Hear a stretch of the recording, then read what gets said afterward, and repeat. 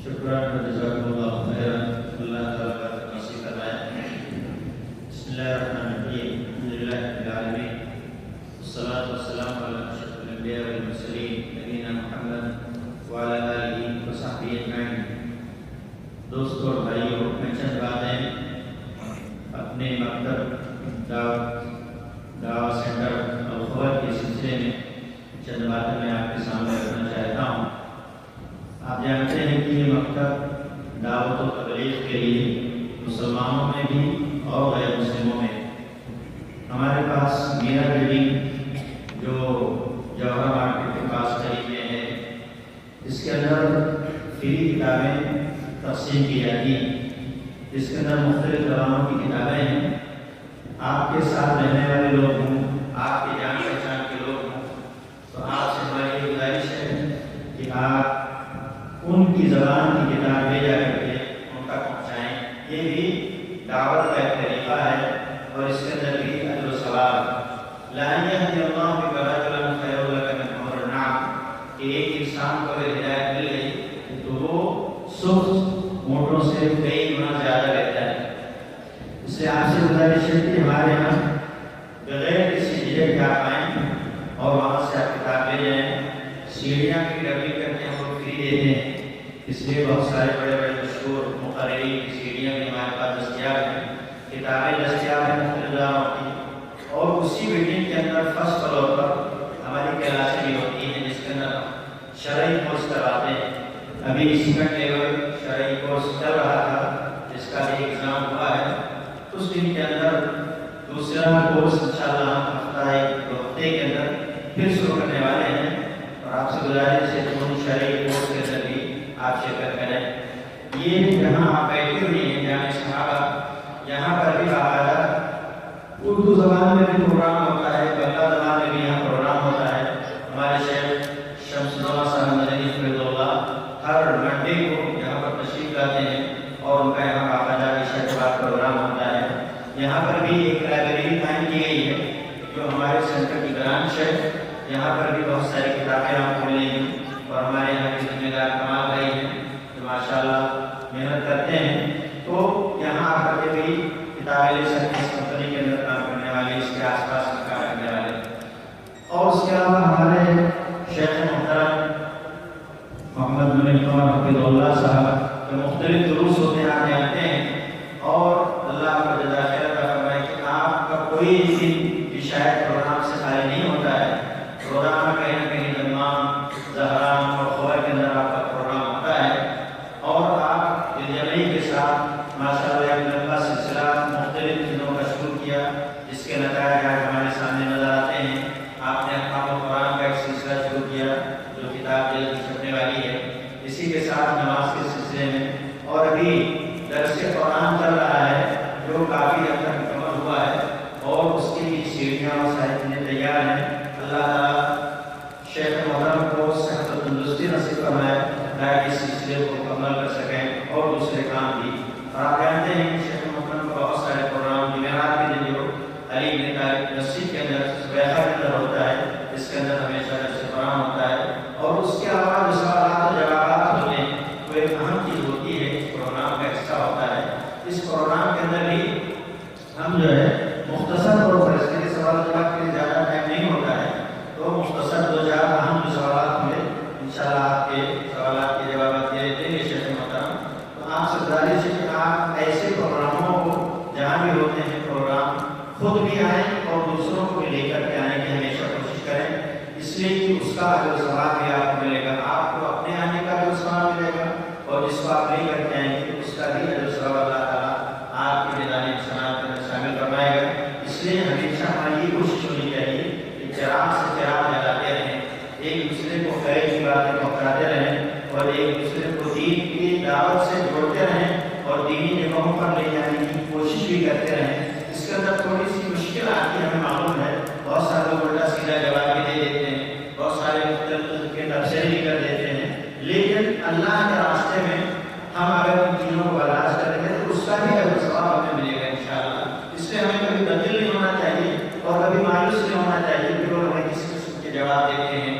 بہت سارے لوگ یہاں تک کہ ہم سے خود اس سے گائے گئے، آپ نے کہا کہ آپ لوگ یہاں کرسچنوں کے جیسے باقاعدہ کیا پالیسی ہوتی ہے، کیا ہمیں کرسچنوں کے جیسے پالیسی کہتے ہیں، اٹریکشن جو آنے کا جو ہے نا، تو اٹریکشن جیسے وہ لوگ لے کر کے اس طرح عام لوگ بھی لوگ آنا لے کر کے بلاوا کر بلاتے ہیں اور ان کو یہ کرتے ہیں۔ تو میں نے کہا، میں نے یہی رسکا کہ میں نے کہا کچھ ایسے جاہل آدمی کو اگر رسول اللہ کی سیرت طیبہ کا پتہ ہوگا تو شاید اس قسم کی بات نہ کرتے۔ نبی کریم صلی اللہ علیہ وسلم نے دعوت دے کر کے باقاعدہ ان کو تبلیغ کی، اس کا سیرت کے اندر ہمیں باقاعدہ ثبوت ملتا ہے۔ تو اگر تم رسول کی سیرت کو پڑھے ہوتے تو شاید اس قسم کا لفظ ہمارے لیے استعمال نہ کرتے۔ اس قسم کے تانے بھی دیتے ہیں کہ لوگ کھانے کی جو بہت ساری باتیں، یہ کھانا کیا ہوتا ہے؟ لوگ یہ کھانا کچھ بھی نہیں ہوتا، آپ جو کھانا اپنے ہاتھ آتے ہیں اس سے کہیں اچھا نہیں ہوتا ہے، جانتے اس چیز کو اچھی طرح۔ یہ ایک دین کی محبت، ایک اجر و ثواب حاصل کرنے کا ذریعہ یہ کہ مجلس ذکر کے اندر ہم جا رہے ہیں، اور اس کی کتنی فضیلتیں آپ اپنے شروع میں ہی آپ نے بھی سنی ہیں کہ کتنی ساری فضیلتیں ہیں مجلس ذکر کے اندر پہنچنے کی اور وہاں پر اس کو اٹینڈ کرنے کی۔ اس لیے اس کے اندر آنے کے لیے بڑی محنت کرنی پڑتی، تب جا کر کے اتنے لوگ اکٹھا ہوتے ہیں۔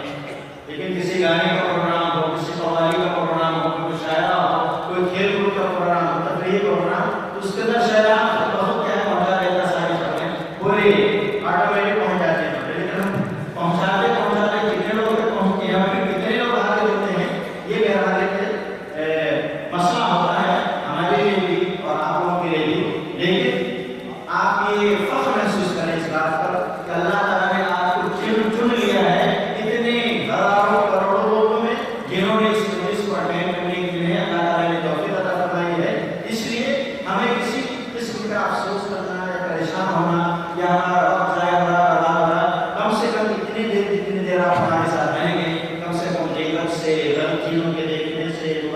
پھنسنے سے، ادھر ادھر ملانے کی باتیں کرنے سے آپ انشاءاللہ کیا ہے محفوظ رہیں گے، اور یہ ہمارے لیے بہت بڑی کامیابی ہے۔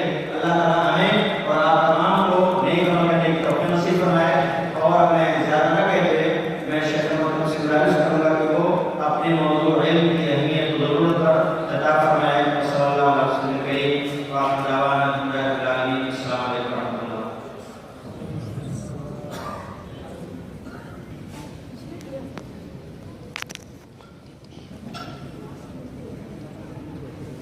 إن الحمد لله نحمده ونستعينه ونستغفره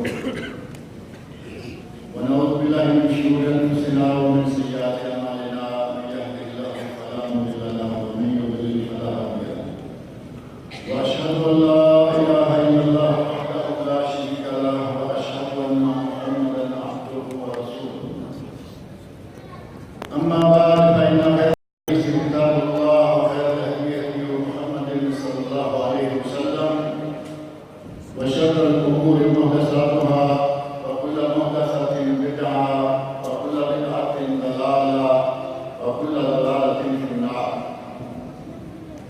رب اشرح لي صدري ويسر لي أمري واحلل عقدة من لساني يفقهوا قولي. رب أعوذ بك من همزات الشياطين وأعوذ بك رب أن يحضرون.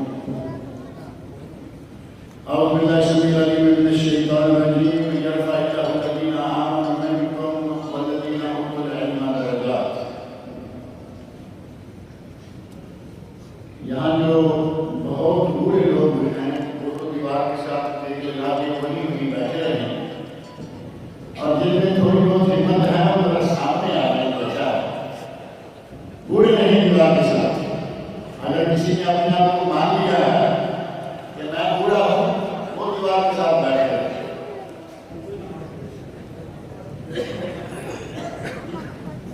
ماشاء اللہ سارے مان لگتے ہیں، سارے آ گئے۔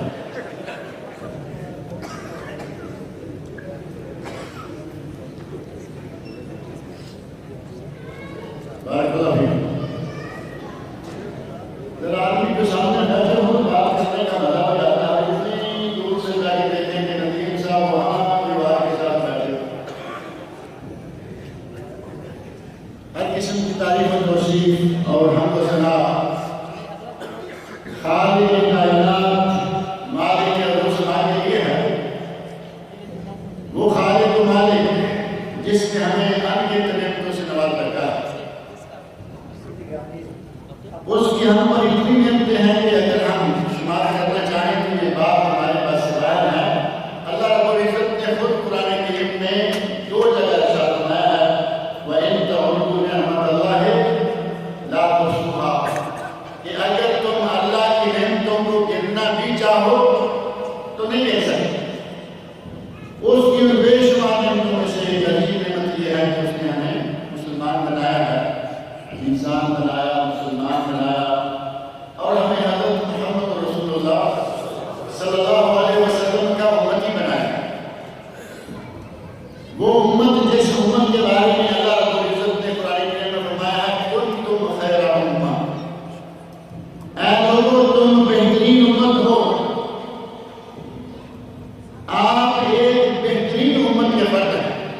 یہ اللہ رب العزت کا ہم پر بہت ہی بڑا ہے۔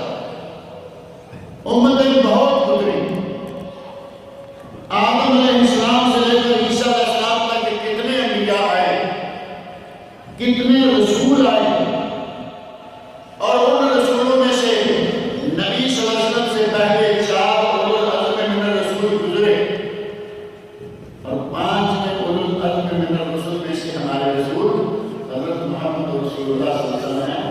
اللہ رب العزت نے صرف امت اسلامیہ کے بارے میں بتایا کنتم خیر امہ، تم بہترین امت ہو۔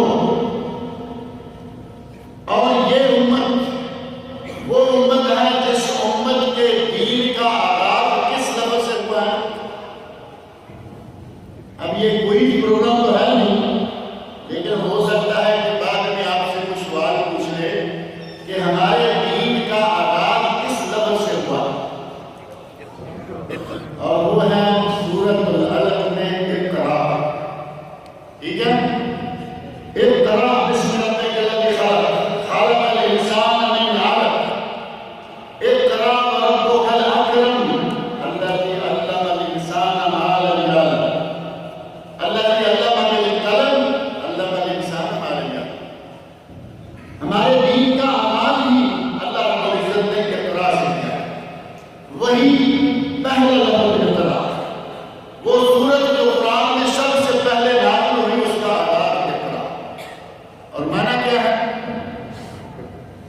پڑھی، کیا پڑھی؟ علم دین حاصل کی۔ اقرا سے مراد جغرافیہ نہیں ہے، اقرا سے مراد انجینئرنگ نہیں ہے، اقرا سے مراد میڈیکل نہیں ہے، اقرا سے مراد کتاب اللہ اور سنت رسول ہے۔ اتنا تو ہمارا ایمان ہے یا نہیں؟ لیکن یہ منع نہیں ہے آپ کوئی بھی علم حاصل کریں، جائز یہ ہے کہ آپ انجینئر ہوں، جائز یہ ہے کہ آپ پروفیسر ہوں، جائز یہ ہے کہ آپ میڈیکل ڈاکٹر ہوں، لیکن پہلے مسلمان تو ہوں۔ سب سے پہلے دین کتاب اللہ اور سنت رسول صلی اللہ علیہ وسلم، اس کے بعد کوئی بھی علم سیکھیے۔ دیگر علوم کو سیکھنے سے کوئی منع نہیں کرتا۔ آج آپ کے نبی اکرم صلی اللہ علیہ وسلم نے دو ایک علوم کے بارے میں فرمایا کہ وہ نہ سیکھو۔ وہ کون کون سے ہیں؟ علم صحت، جادوگری سیکھنا، جادو کرنا کفر اور جادو کروانا کفر۔ اور جادوگر کون ہے؟ جادوگر، جادوگر کافر۔ آپ گھبرا کیوں رہے ہیں؟ جادو کرنا کفر، جادو کروانا کفر اور جادوگر کافر۔ قرآن کریم سورہ بقرہ آیت نمبر 102، وما كفر سليمان ولكن الشياطين كفروا يعلمون الناس السحر۔ سلیمان علیہ السلام نے کفر نہیں کیا، کفر کیوں نہیں کیا؟ ولكن الشياطين كفروا، شیاطین نے کفر کیا۔ اور جادو سیکھنا حرام ہے، جادو سیکھنا کفر ہے۔ اور جادوگر کس طرح؟ ضربۃ بالسیف، جادوگر کی گردن اڑانا، تلوار کے ساتھ اس کا سر قلم کر دو، یہ جادوگر کس طرح؟ جادو نہ سیکھیے اور علم نجوم نہ سیکھیے۔ علم نجوم ہے نا، ہمارے یہاں کا لگے گا آپ کو نجوم، علم نجوم کے ماہر سڑک کے کنارے پر بیٹھا ہوا ہے اور لکھا ہوا ہے جو چاہو تو پوچھو۔ یہ بورڈ آپ نے پڑھے ہوں گے اپنے شہروں میں، جو چاہو تو پوچھو۔ اب اس آدمی سے تو پوچھے کہ تمہیں اگر اتنا معلوم ہے تو اپنے بارے میں کیوں نہیں جانتا کہ تمہاری روٹی اللہ کے سڑک میں دھول میں کیوں رکھی؟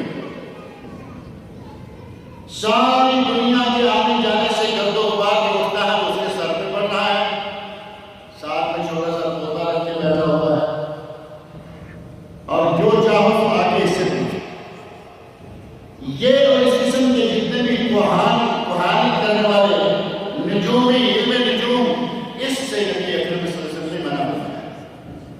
اس کے علاوہ سیکھیے، نبی صلی اللہ علیہ وسلم نے بعض لغات، بعض زبانوں کو سیکھنے کی ترغیب دلائی۔ یہ الگ بات ہے کہ ہمارے بڑے صغیر پاک ہند میں شروع میں شاہ ولی اللہ محدث دیوبندی رحمۃ اللہ علیہ نے جب قرآن کریم کا فارسی میں ترجمہ کیا، کیونکہ اس زمانہ میں فارسی میں روئی تھی، عربی قرآن کریم گھر گھر میں موجود ہے لیکن عربی کسی کو آتی نہیں۔ یہاں بھی تو وہی حال ہے، یہاں ہمارا بھی وہی حال ہے۔ سپر مارکیٹ میں کام کر رہا ہے، لاکھوں چیزوں کے نام یاد ہیں، یہ کیا ہے؟ ہو سکتا ہے کہ عربی جاننے والے کو، عربی فاضل کو ان چیزوں کے نام نہیں آتے ہوں گے، مارکیٹ میں کام کرنے والے کو ساری چیزوں کے نام آتے ہیں، لیکن امام جب خطبہ دینے کے لیے ممبر پہ کھڑا ہوتا ہے وہ کہتا ہے اتقوا اللہ، اسے پوچھو کہ اس کا معنی کیا ہے؟ یہ معنی، کیونکہ یہ تو مارکیٹ میں دیکھتا ہے، مارکیٹ میں اس نام کی جو چیز پڑی ہوئی اس نے اس کو سیکھا ہے۔ ہمارے گھروں میں قرآن کریم پڑھا ہے عربی میں، ہم عربی نہیں جانتے، کوئی فائدہ نہیں اٹھا سکتے سوائے اس سے کہ ثواب ہے۔ رمضان میں اتارا، سال کے دوران بھی کم ہی اتارتے ہیں، رمضان ہے قرآن کا مہینہ ہے اتارا، یا دوران سال کے کبھی کبھی ضرورت پڑتی ہے قسم اٹھانے کے لیے، تو کہتے ہیں کہ لاؤ اس کے سر پہ لا کے قرآن رکھو پھر قسم کھائے تب مانے۔ ہمارے دیہاتی علاقے میں ایک آدمی کو یہ معلوم نہیں تھا کہ قرآن اتنا کہا کہ اگر سر پہ قرآن لا کے قسم اٹھانا ہے تب مانیں گے. وہ کہتا ہے کہ میں نہیں, قرآن میں سر نہیں لگا. اسے معلوم ہے کہ وہ بڑا بوجھ. کہا نہیں, جب تک قرآن نہیں رکھو گے, قرآن لا کے قسم نہیں اٹھاؤ گے, ہم نہیں. قرآن لایا گیا, اس کے ساتھ میں رکھا گیا کہ ہاں آپ اٹھاؤ.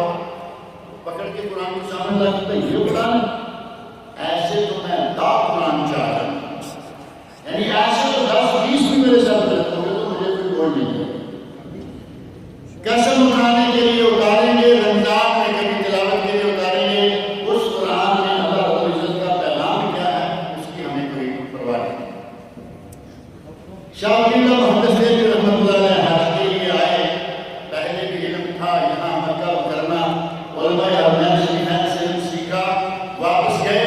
سوچا کہ میرے ملک کے لوگوں کو ضرورت ہے کہ یہ قرآن کے پیغام کو سمجھے, تو انہوں نے قرآن کریم کا ترجمہ یا معانی قرآن کا ترجمہ فارسی میں کر دیا. تو ہمارے عوام کو کچھ ملاؤں نے فتویٰ لگا دیا اور کہہ دیا کہ ولی اللہ کافر ہو گیا. لوگوں کو قرآن سمجھانے کے لیے ترجمہ کیا, جیسے آج آپ دیکھ رہے ہیں اردو میں ہے, پشتو میں ہے, بلغاری میں ہے, ہندی, سندھی, دنیا کی جتنی بڑی زبانیں ہیں ہر زبان میں قرآن کریم کا ترجمہ نہیں ہے. انہوں نے فارسی میں کیا تو مولوی نے کہا کہ ولی اللہ کا علم سیکھیے, زبانیں سیکھیے, کوئی حرج نہیں. جو منع ہے اس کو نہ سیکھیے. علم سیکھنے کی اللہ رب العزت نے قرآن کریم میں ترغیب دلائی. قرآن کریم میں آدم اور غیر آدم کا فرق کرتے ہوئے اللہ تعالیٰ نے فرمایا هل يستوي الذين يعلمون والذين لا يعلمون. اے لوگوں, علم والے اور بے علم کیا برابر ہو سکتے ہیں؟ اللہ رب العزت نے سوال کیا اور یہ ہے استفہام انکاری کہ علم والے اور بے علم کبھی برابر نہیں ہو سکتے. اور علم تو وہ چیز ہے کہ نبی اکرم صلی اللہ علیہ وسلم کو اللہ نے حکم دیا. ہمارے نبی تو تمام نبیوں کے امام سردار ہیں, انہیں بھی حکم دیا گیا قل رب زدنی علما. آج اگر کسی کا حافظہ صحیح نہ ہو, قرآن کریم یاد کرتا ہے ذہن میں نہیں بیٹھا, کوئی کتاب پڑھتا ہے وہ یاد نہیں ہو رہی, تو عموماً کہا جاتا ہے کہ یہ رب زدنی علما. 3 لفظ ہے, رب زدنی علما. یہ زیادہ سے زیادہ پڑھتے رہو, انشاءاللہ حافظہ مضبوط ہو جائے گا. کہتے ہیں نا بادام کھانے سے بھی حافظہ مضبوط ہوتا ہے.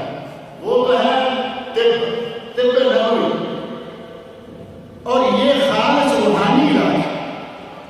اگر کوئی بکثرت رب زدنی علما پڑھتا رہے, انشاءاللہ اللہ اس کے حافظے کو مضبوط کرے گا اور اسے چیزیں بھولیں گی نہیں بلکہ یاد رکھے گا.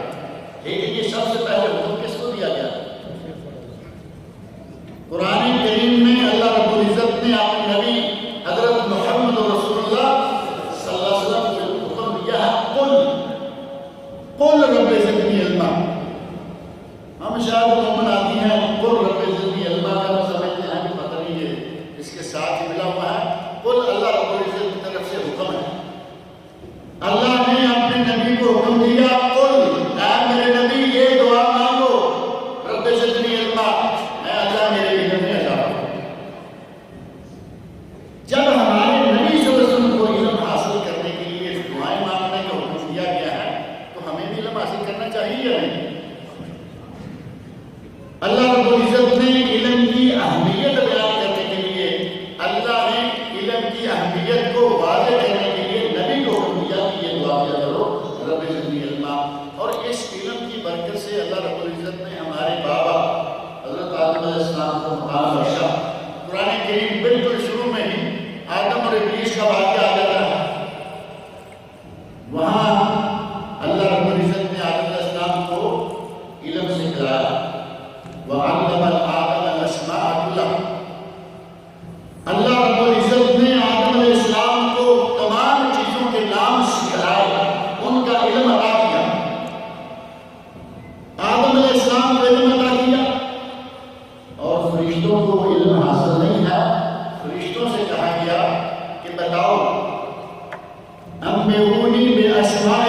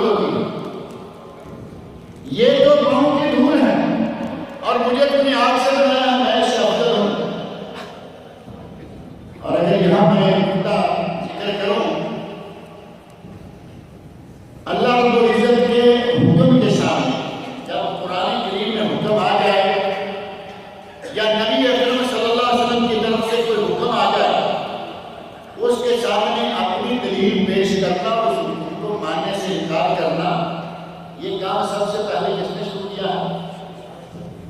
آپ کے سامنے واقعہ موجود ہے. سب سے پہلے قیاس سے کام لیا، اور قیاس بھی غلط.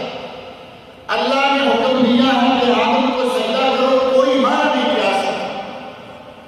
اللہ نے قرآن میں حکم دے دیا، رسول اللہ صلی اللہ علیہ وسلم نے اپنی حدیث میں حکم دے دیا، کوئی قیاس نہیں، کوئی اجتہاد نہیں، کوئی چیز ان کے سامنے نہیں آئی.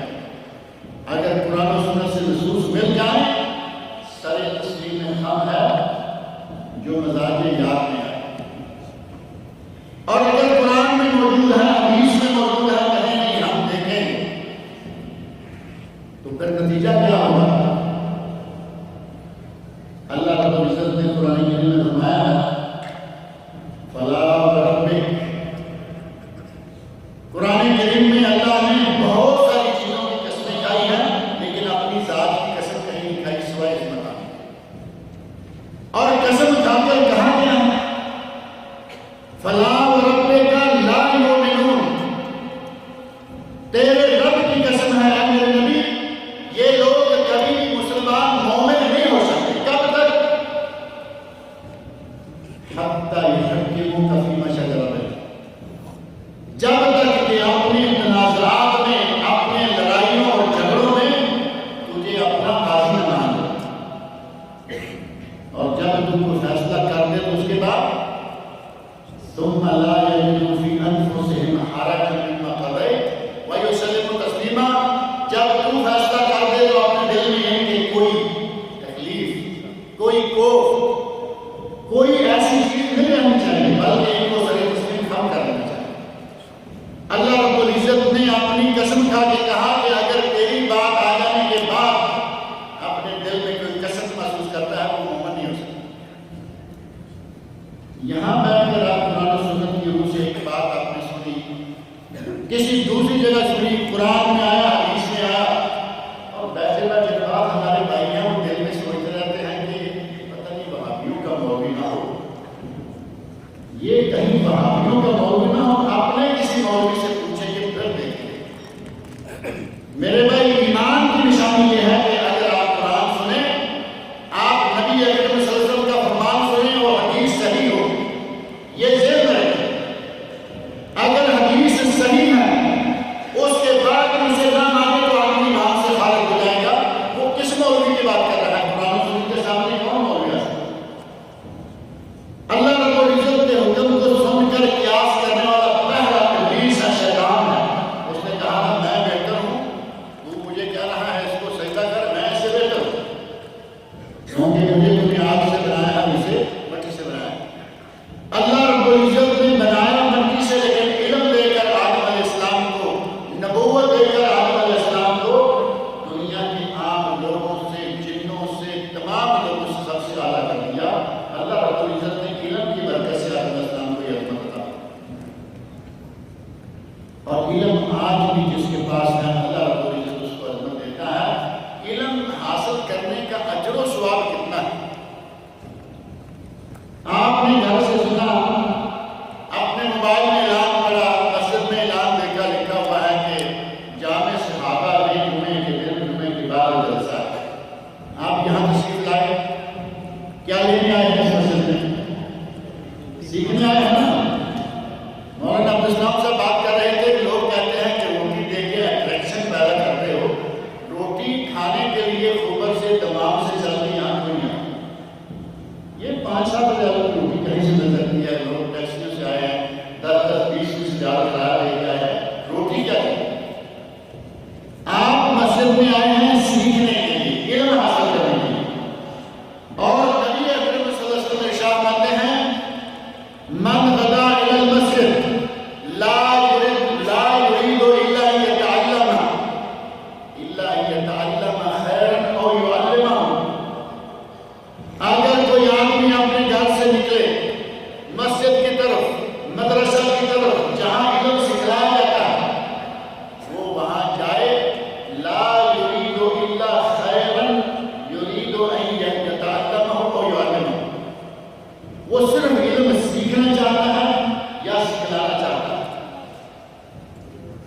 تو معلوم ہے کتنا ثواب ہے اس بات. صرف علم سیکھنے کے لیے یا سکھلانے کے لیے جو آدمی مسجد میں آتا ہے، نبی اکرم صلی اللہ علیہ وسلم آتے ہیں اس کو کا اجر حاجن تامت حجت، اسے مکمل حج کرنے کا ثواب ملتا ہے. اللہ رب العزت نے علم سیکھنے کی کتنی اجر ہے. آپ گھر سے چل کے مسجد میں آئے، ارادہ یہ ہے کہ کچھ سیکھ کے آ جائیں گے، اللہ رب العزت نے آپ کے نامہ اعمال میں پورے حج کا ثواب دیا. اور نبی اکرم صلی اللہ علیہ وسلم نے تامت الحجت کو فرما کر یہ واضح کر دیا کہ یہ نہیں کہ کوئی چھوٹا موٹا حج، بلکہ مکمل حج، کامل ترین حج کا ثواب اللہ اسے دیتا ہے جو علم سیکھنے کے لیے مسجد میں آتا ہے. اور اس حدیث میں آپ نے یہ بھی فرمایا کہ جو مسجد میں آئے اور 6 سال مسجد میں بیٹھا رہے، کہیں آیا لفظ مسجد میں آئے اور 24 گھنٹے مسجد میں گزارے، کہیں کوئی لفظ ہے مسجد میں آئے اور اتنے گھنٹے، کوئی پابندی نہیں. جتنی دیر تک اللہ توفیق دے بیٹھے علم حاصل کرنے کے لیے، علم سیکھنے کے لیے یا سکھلانے کے لیے آئے، اللہ رب العزت سے پورے حج کا ثواب دیتا ہے. اللہ رب العزت نے علم کو عظمت دی ہے. بلکہ اگر میں یہ کہوں کہ علم ہی کی برکت ہے کہ علماء کرام آپ کو کرسی پہ بیٹھے ہوئے نظر آتے ہیں. کون سی ایسی چیز ہے اس کے علاوہ؟ آپ کے بھی 2 ہاتھ ہیں، آپ کی بھی 2 آنکھیں ہیں، آپ کے بھی 2 کان ہیں، ہم سے زیادہ خوبصورت ہیں ماشاءاللہ. لیکن اللہ رب العزت نے علم کو عزت دی ہے، علم کو مقام دیا ہے. علم کی عظمت اور علم کا برکت، علم کا ثواب ہے. نبی اکرم صلی اللہ علیہ وسلم کا ارشاد، غالباً مجھ سے پہلے شیخ عبدالسلام صاحب ذکر کر رہے تھے کہ شاید یہ بات آئی ہے. نبی اکرم صلی اللہ علیہ وسلم کا ارشاد صحیح مسلم اور حدیث کی دیگر سنن اربع، مسند امام احمد، مستدرک امام حاکم اور بہت ساری حدیث کی کتابوں میں حدیث موجود ہے. ما اجتمع قوم فی بیت من بیوت اللہ، اگر کوئی جماعت، اگر کوئی قوم اللہ کے گھروں میں سے کسی گھر میں، یہ اللہ کا گھر ہے یا نہیں؟ یہ مسجد اللہ کا گھر ہوتی ہے. اگر کوئی قوم کسی اللہ کے گھر میں اکٹھے ہو کر بیٹھتی ہے، یتلون کتاب اللہ، کام کیا کرتے ہیں؟ اللہ کی کتاب کی تلاوت کرتے ہیں. وَيَتَدَارَسُونَهُ، اور اللہ کی کتاب کو سیکھتے ہیں، پڑھتے ہیں، درس و تدریس کرتے ہیں. فرمایا إِلَّا حَفَّتْهُمُ الْمَلَائِكَةُ، اللہ کے فرشتے اور پوری کی پوری مجلس کو گھیرے میں لے لیتے ہیں. آپ اللہ کے فرشتوں کے گھیرے میں. وَغَشِيَتْهُمُ الرَّحْمَةُ، اللہ کی رحمت انہیں ڈھانپ لیتی ہے. اللہ کے فرشتے اپنے گھیرے میں لے لیتے ہیں، اللہ کی رحمت انہیں ڈال دیتی ہے. وَنَزَلَتْ عَلَيْهِمُ السَّكِينَةُ، اور ان پر اللہ سکینت نازل کر دیتا ہے. کتنا مقام ہے. آپ مسجد میں آئے، کتاب اللہ کی تلاوت کی یا کتاب اللہ کو سنا، آپ اس میں بیٹھے، پڑھا، سیکھا، اللہ کے فرشتے مقرر ہو جاتے ہیں کہ جاؤ ان بندوں کے چاروں طرف اکٹھے ان کی حفاظت کے لیے. اور جہاں اللہ کے فرشتے جمع ہو جائیں، اللہ کی رحمتیں نازل ہونا شروع ہو جاتی ہیں اور اللہ اپنی سکینت نازل کر دیتا ہے، دلوں میں سکون آ جاتا ہے. یہاں مسجد میں بیٹھے ہوئے ہیں، آپ کو کوئی بمبلاس ہونے کا خطرہ نظر آتا ہے؟ دلوں میں سکون ہے، اطمینان ہے، کسی قسم کا کوئی خطرہ نہیں. اللہ کے گھر میں ہیں، اللہ کی باتیں سن رہے ہیں اور ساتھ ساتھ اللہ رب العزت آپ کا مقام. وَيَذْكُرُهُمُ اللَّهُ فِي مَنْ عِندَهُمْ وَذَكَرَهُمُ اللَّهُ فِي مَنْ عِندَهُمْ، اللہ تمہارا ذکر ان لوگوں میں کرتا ہے جو کہ اس کے پاس ہے. مسجد میں بیٹھنے، علم سیکھنے اور سکھلانے والوں کو اللہ کہاں ذکر کرتا ہے؟ فی من عندہ، ان لوگوں میں جو کہ اللہ کے پاس ہے. اللہ کے پاس کون ہے؟ فرشتے ہیں نا. اللہ رب العزت فرشتوں میں ذکر کرتا ہے کہ دیکھو میرے بندے مسجد میں بیٹھے ہوئے ہیں، علم سیکھ رہے ہیں، سکھلا رہے ہیں، میری کتاب کو پڑھ رہے ہیں، پڑھا رہے ہیں، درس و تدریس کا سلسلہ چل رہا ہے. اور نبی اکرم صلی اللہ علیہ وسلم ارشاد آتے ہیں طالب علم کے لیے، جو آدمی علم سیکھنے کے لیے نکل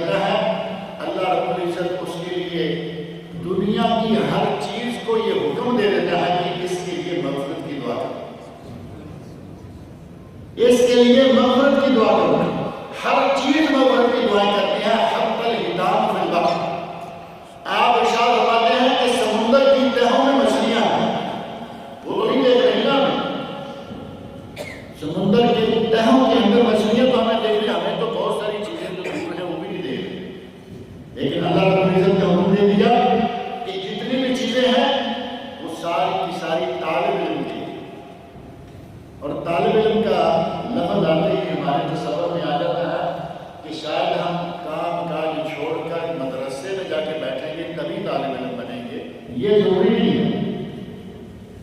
جس کو اللہ رب العزت جتنا وقت دے اتنا ہی وقت وہ اگر علم حاصل کرنے میں لگا لے وہ طالب علم ہے. حضرت عمر فاروق رضی اللہ عنہ لوگوں نے علم حاصل کرنے کے لیے کتنی محنتیں کی، کتنا وقت دیا، اس کا اندازہ آپ کو اس واقعہ سے ہو جاتا ہے. حضرت عمر فاروق رضی اللہ عنہ ہیں اور ان کے ایک دوسرے ساتھی ہیں، دوسرے صحابی ہیں. دو آدمیوں نے باری میں کر رکھا. حضرت عمر فاروق کہتے ہیں ایک دن تم نبی صلی اللہ علیہ وسلم کی مجلس میں جا کے بیٹھا کرو، جو کچھ آپ ارشاد فرمائیں، جو کچھ آپ سکھلائیں وہ واپس آ کے مجھے سکھلایا کرو. اس دن میں کام کیا کروں گا، میں مزدوری کروں گا، کام کروں گا، پیٹ کی آگ کے لیے کچھ سامان کروں گا. اور تم علم سیکھو اور آپ کو مجھے سکھلا دو. اگلے دن تم جاؤ جا کے کام کرو اور میں نبی کی مجلس میں بیٹھوں گا، جو کچھ آپ سکھلائیں گے شام کو میں آپ کو سکھلا دوں گا. کتنی ہمت!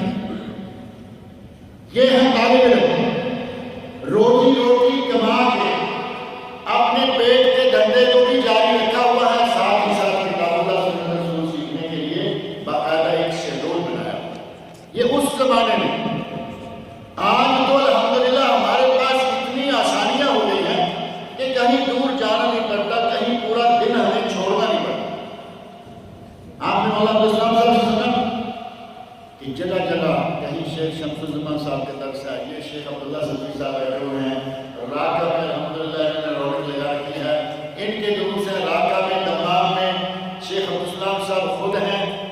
درس ہی درس ہیں، جس کو جو آدمی قریب پڑھتا ہے، کوئی راکہ میں ہے راکہ میں جائے، دمام میں ہے دمام میں جائے، خوبر میں ہے خوبر میں آئے، اقربیہ میں ہے اقربیہ. ہر محلے میں یہ ہمارے سینٹرل موجود ہے، کہیں دور بھی نہیں جانا پڑے اور ڈیوٹی چھوڑنے کی بھی کوئی ضرورت نہیں. حضرت عمر فاروق کی ڈیوٹی چھوڑ کے پڑھ رہی ہیں. کہتے ہیں ایک دن میں پڑھوں گا تم کام کرو، دوسرے دن تم پڑھو گے میں کام کروں گا. تم جو سیکھو گے مجھے سکھلا دینا، میں جو سیکھوں گا تمہیں سکھلا دینا. یہاں تو وہ نوبت بھی نہیں آتی. صبح سے لے کے شام تک اپنی ڈیوٹی کیجیے، عشاء کے بعد درس ہوتا ہے، اس میں آ کے حاضر ہو جائیے. یہاں جمعہ کے بعد شروع ہوا ہے، سب کی چھٹی ہے، اپنے کمرے میں گھر میں بیٹھ کر ٹی وی لگا کے فلم دیکھیں گے، دن تو پھر بھی گزر ہی جائے. لیکن کجا ایک آدمی مسجد میں آ کے کتاب اللہ سنت رسول کی باتیں سنیں، اس کو کتنا مقام حاصل ہو. اللہ رب العزت نے علم حاصل کرنے کے لیے جنہیں ذرا بھی توفیق دی ہوئی ہے وہ کوشش کرتے ہیں کہ جو وقت ملے اسے اچھے طریقے سے اچھا علم حاصل کرنے میں ضرورت ہے. اور آج کل خاص طور پر علم حاصل کرنے کی بہت ضرورت ہے، دینی علم. فیس بک نے ہمارے یہاں وہ کوہرام مچایا ہوا ہے. فیس بک کی قرآن الگ آ گیا، فیس بک کی بخاری الگ آ گئے، فیس بک کی حدیثیں الگ آ گئیں. حدیث لکھی ہوئی آ جاتی ہے، اوپر کچھ بھی الفل لکھا ہوا ہے، نیچے لکھا ہے صحیح بخاری، نیچے لکھا ہے صحیح بخاری. عام آدمی کہے گا کہ بخاری شریف یہ تو قرآن کریم کے بعد دنیا کی صحیح ترین کتاب ہے، یہ تو یقیناً صحیح ہو. یہ ابھی پچھلے ہفتے کی بات ہے، کسی نے صحیح بخاری کے نام سے کچھ بھی لکھ کے ڈال رکھا تھا. کسی دوسرے عالم نے پوچھا کہ بھائی یہ کس بخاری میں ہے؟ ہم نے جو بخاری رکھی ہوئی ہے اس میں تو یہ ہے نہیں. تو تیسرے عالم نے فوری طور پر جواب یہ لکھ دیا، کہا کہ یہ فیس بک کی بخاری ہے، یہ حدیث فیس بک کی بخاری ہے. آج کل ہم نے اس حد تک فیس بک میں پھول پھول باتیں، فیس بک میں واٹس ایپ میں اتنی آئیں گی، ادھر آئی اور فوراً آگے چلا. کوئی ایک نہیں، بے شمار حدیث کے نام سے، قرآن کے نام سے کچھ زیادہ ہمت نہیں کرتے. بات تو نہ آئے لیکن پتہ ہے کہ قرآن چھوٹا ہے، جلدی لوگ تلاش کر دیتے ہیں. حدیث کا میدان بہت بڑا ہے، کسی کو کیا معلوم ہے حدیث ہے یا نہیں کہا. کچھ بھی ڈال دیں گے اور ساتھ نیچے لکھ دیں گے حدیث میں آئے. آج بہت ضرورت ہے کہ آپ مدارس سے، آپ جامعات سے، اسلامک سینٹر سے، علماء سے رابطہ رکھیں تاکہ یہ جتنی بھی باتیں آتی ہیں کم از کم تصدیق تو کر لیا کریں. نبی اکرم صلی اللہ علیہ وسلم نے ارشاد فرمایا، ایک دو نہیں بلکہ دسیوں حدیث کی کتابوں میں بہت سارے صحابہ کرام نے یہ حدیث بیان کیا اور محدثین کرام نے کہا کہ یہ متواتر کے درجے کو ہوگی۔ متواتر وہ حدیث ہے جسے دنیا کا کوئی شخص ضعیف نہیں کہہ سکتا۔ اب اس کی اصل تعریف الگ ہے، لیکن متواتر کوئی ضعیف نہیں کہہ سکتا۔ اتنے لوگ ہر زمانہ میں اس کو روایت کرنے والے رہتے ہیں۔ محدثین نے کہا کہ وہ حدیث کیا ہے متواتر؟ من کذب علی متعمدا فلیتبوأ مقعدہ من النار۔ اگر کسی نے جان بوجھ کر میری طرف جھوٹ منسوب کیا تو وہ اپنا ٹھکانہ جہنم بنا۔ اب ایک آدمی کو معلوم ہی نہیں کہ یہ حدیث ہے بھی یا نہیں، یہ بخاری تو کیا یہ حدیث ہے بھی نہیں یہ بھی نہیں معلوم، ادھر سے آئی آگے سن کر۔ اور زیادہ افسوس تو ان لوگوں پر ہے کہ جو صرف حوالہ لے کر سینڈ کر کے چھوڑ نہیں دیتے۔ حوالہ دیا یہ حدیث ہے، سینڈ کر دی، اور آخر میں کیا ہے؟ آخر میں لکھا ہے اگر مسلمان ہے تو 30 لوگوں کو آگے بھی سینڈ کرو، ہے یا نہیں؟ اگر مسلمان ہو تو آگے 30 لوگوں کو سینڈ کرو، 20 کو سینڈ کرو۔ اور یقین مانے ابھی مجھے کل ایک میسج آیا اور اس میں لکھا ہوا ہے کہ یہ کرو، اگر نہیں کرو گے یہ کرو تو تمہاری خوش نصیبی آپ کو اتنے دنوں کے اندر نظر آ جائے، اور اگر یہ نہ کیا، یعنی اس میں 20 آدمی ہیں 30 نہیں ہے، اگر یہ میسج 20 لوگوں کو نہ بھیجا تو اتنے دنوں کے اندر تمہاری کب وقتی کا آغاز ہو جائے۔ اب اتنی دھمکیاں ساتھ دی جاتی ہیں۔ پہلے لوگ بھیجتے تھے، پہلے تو یہ سلسلہ نہیں تھا، اس وقت پیپر نکلتا تھا، پیپر ہے لکھا ہوا ہے نیچے کہ اگر اس کی 30 کاپیاں نہ دیں تو یہ وہ ہو جائے۔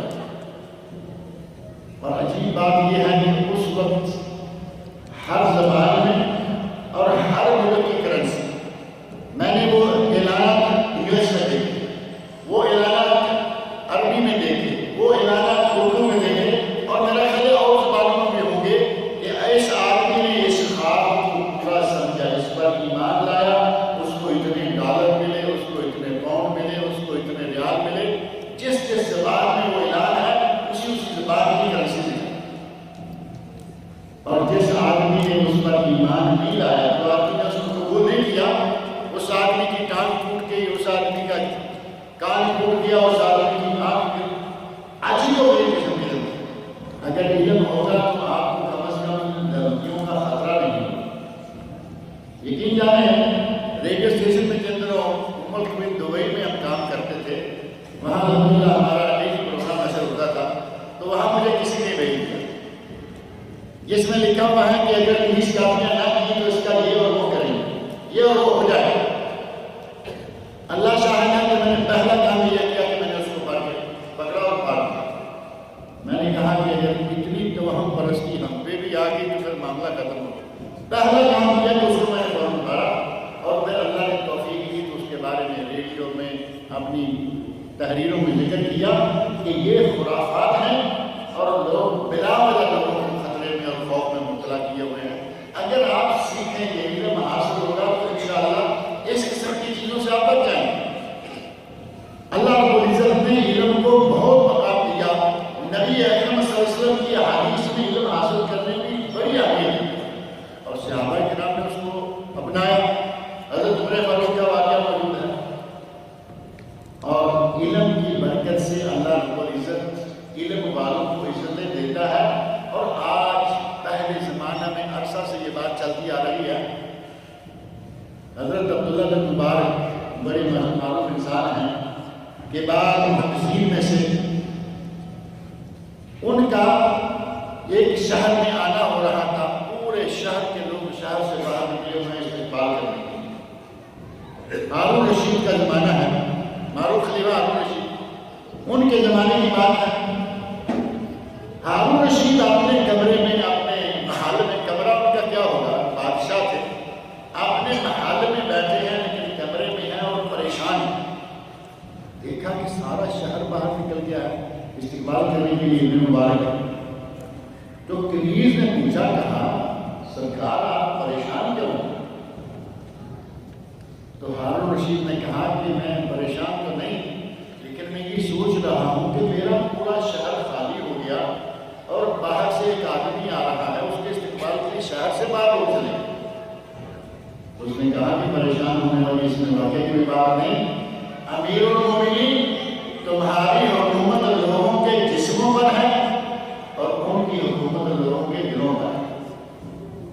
اہل علم ہے, لوگ دل سے عزت کرتے ہیں. اہل علم ہے, لوگوں نے دل سے ان کی عزت کی, آج سارے کے سارے مشاہد سے باہر چلے جا رہے ہیں.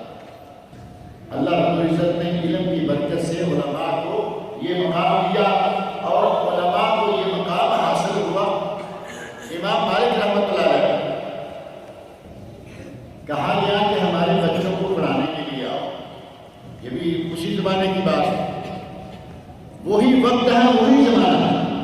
امام مالک کہا ہمارے بچوں کو, تو انہوں نے کہا کنواں پیاسے کے پاس نہیں جایا کرتا, پیاسا کنویں کے پاس. امیر المومنین کو جواب دے دیا, میں پڑھانے کے لیے تمہارے گھر میں نہیں آؤں گا, تم اپنے بچوں کو پڑھانا ہے میرے پاس. ہمت آئی نہیں. یہ ہمت اللہ رب العزت کیوں نہیں؟ علم کی برکت سے تھا. کہ بتا وہ کوئی پہلوان نہیں تھی.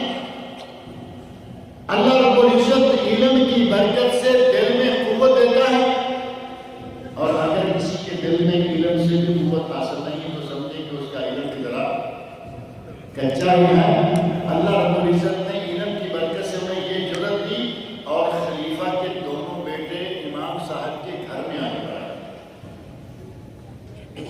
علم کو اللہ رب العزت نے قرآن کریم میں ایک جگہ نہیں, جگہ جگہ جا بجا فرمایا. علم حاصل کرو, علم سے برکت حاصل ہوگی, علم سے نعمت حاصل ہوگی. علم سے تمہیں اللہ رب العزت دنیا میں بھی سرفراز کرے گا اور آخرت میں بھی.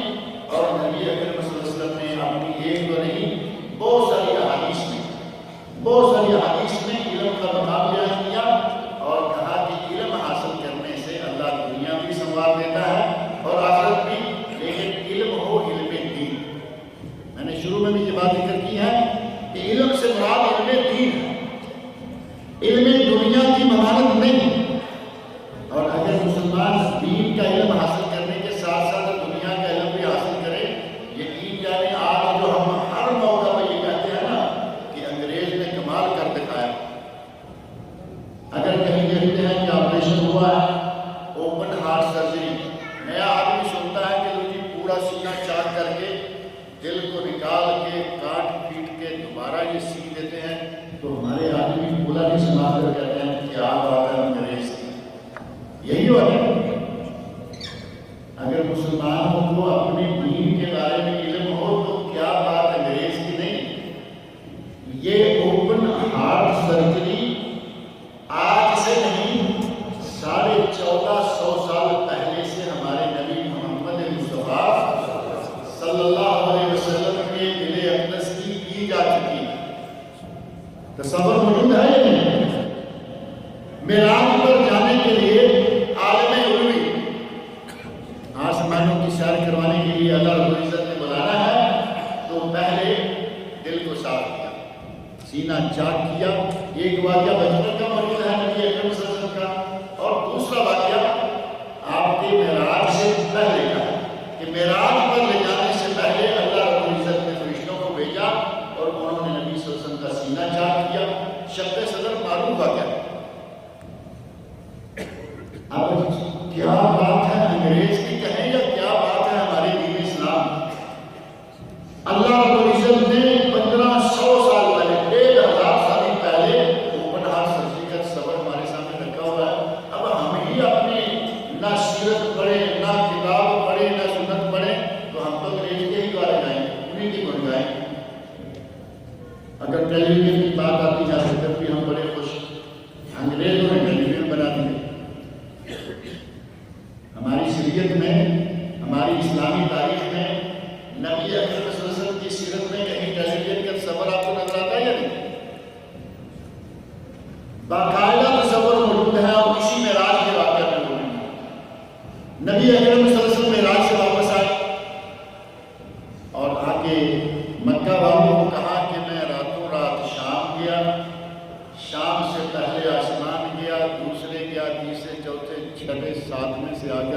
سدرت المنتہا سے آگے کیا، وہ سارے کہتے ہیں کہ یہ کیسے ہو سکتا؟ ہم 3 مہینے کا سفر مکہ سے شام تک پیدل 3 مہینے کا سفر کر کے جاتے اور آتے ہیں، اور تم کہتے ہو راتوں رات میں گیا اور وہاں گیا اور وہاں سے آگے کہاں تک لے گئے ہو؟ انہوں نے نبی اکرم صلی اللہ علیہ وسلم کا امتحان لینا چاہا، کہا کہ اگر تم واقعی گئے ہو، انہیں معلوم ہے کہ پہلے یہ کبھی نہیں گئے، اگر تم واقعی گئے ہو تو ابھی پتہ چل جائے گا۔ صحیح بخاری اور صحیح مسلم میں حدیث موجود ہے۔ مشرکین مکہ نے کہا کہ ہمیں بتاؤ کہ مسجد اقصیٰ کے دروازے اور کھڑکیاں اور یہ وہ کہاں ہیں؟ آپ اپنے ایمان سے کہیے کہ اگر یہ بات نہ ہوتی اور آپ یہاں سے اٹھ کے چلے جاتے، باہر آپ سے پوچھا جاتا کہ اس مسجد صحابہ کے کتنے دروازے ہیں، اچانک آپ کو یاد ہوتا، کتنی کھڑکیاں ہیں یاد ہوتا؟ ہم کھڑکیاں گننے تو نہیں آئے ہیں، نہ ہم روشنیاں گننے کے لیے آئے ہیں، ہم تو آئے ہیں درس سننے۔ نبی اکرم صلی اللہ علیہ وسلم گئے تھے، اللہ رب العزت نے لے گیا، عزت عظمت مقام مسجد اقصیٰ تک نہیں، 7 آسمانوں تک، جنت کی سیر کرائی، جہنم کے مناظر دکھائے۔ آپ کھڑکیاں گننے تو گئے نہیں تھے، لیکن اب اگر یہ بات نہیں بتا پاتے تو مشرکین کے ہاتھ میں بات آ جاتی کہ ایسے باتیں کرتا ہے پتہ ہی نہیں۔ نبی اکرم صلی اللہ علیہ وسلم فرماتے ہیں مشرکین مکہ مجھ سے سوال پوچھتے، فجر اللہ بی المسجد الاقصیٰ، اللہ رب العزت نے مسجد اقصیٰ میرے سامنے کر دی،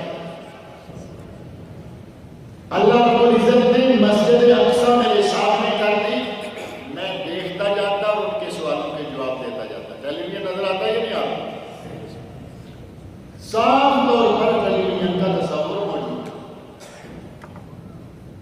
لیکن کیا بات ہے انگریز کی، کیونکہ ہم نے اپنی تعلیم کو نہ پڑھا نہ اس پہ کچھ محنت کی، بلکہ ایک داعیہ ہے، انہوں نے کہا کہ ہم ایاک نعبد و ایاک نستعین کا جو حصہ ہے پہلا، وہ ہم نے لے لیا، اس کو اپنا لیا، ایاک نعبد و کہ یا اللہ ہم تیری بات کرتے ہیں، اور داعیہ چونکہ اہل توحید ہے، اسے تو یہ معلوم ہے کہ ہم صرف اسی کی بات کرتے ہیں، اسے کیا معلوم ہے پاکستان ہندوستان میں کس کس کی بات کرتے ہیں؟ یہ داعیہ آدمی ہے، اگر اسے معلوم ہو کہ ہم عبادت بھی صرف اللہ کی نہیں کرتے تو شاید وہ یہ بات نہ کہتا کہ مسلمانوں نے یہ تو لے لیا، ایاک نعبد و اللہ ہم صرف تیری بات کرتے ہیں، و ایاک نستعین کو کافروں کے لیے چھوڑ دیا کہ اللہ اس کائنات میں جو کچھ ہے ان سے تیری مدد ہم کچھ ہی سے حاصل کرتے ہیں، اس خاطر کو کافروں کے لیے چھوڑ دیا۔ کائنات کس کے لیے ہے؟ انسان کے لیے۔ اللہ رب العزت نے انسان کو اپنی عبادت کے لیے بنایا اور پوری کائنات کو انسان کی خدمت کے لیے بنایا۔ وہ کہتے ہیں کہ ہم نے عبادت کا کھاتا تو لے لیا، لیکن کائنات سے جو مدد لینا چاہیے تھی، سائنس، علوم، ترقی، اس کو ہم نے چھوڑ دیا، اس سلسلے میں کافر آگے بڑھ گئے، ہم کام نہیں کر پاتے، نتیجہ یہ ہے کہ ہم پھر انگریزوں کے گانے کی کرتے ہیں۔ کیا بات انگریز کی اوپن ہارٹ سرجری، کیا بات انگریز کی ٹیلی ویژن بنا دیا، اور کیا بات انگریز کی اس نے ریڈیو ایجاد کر۔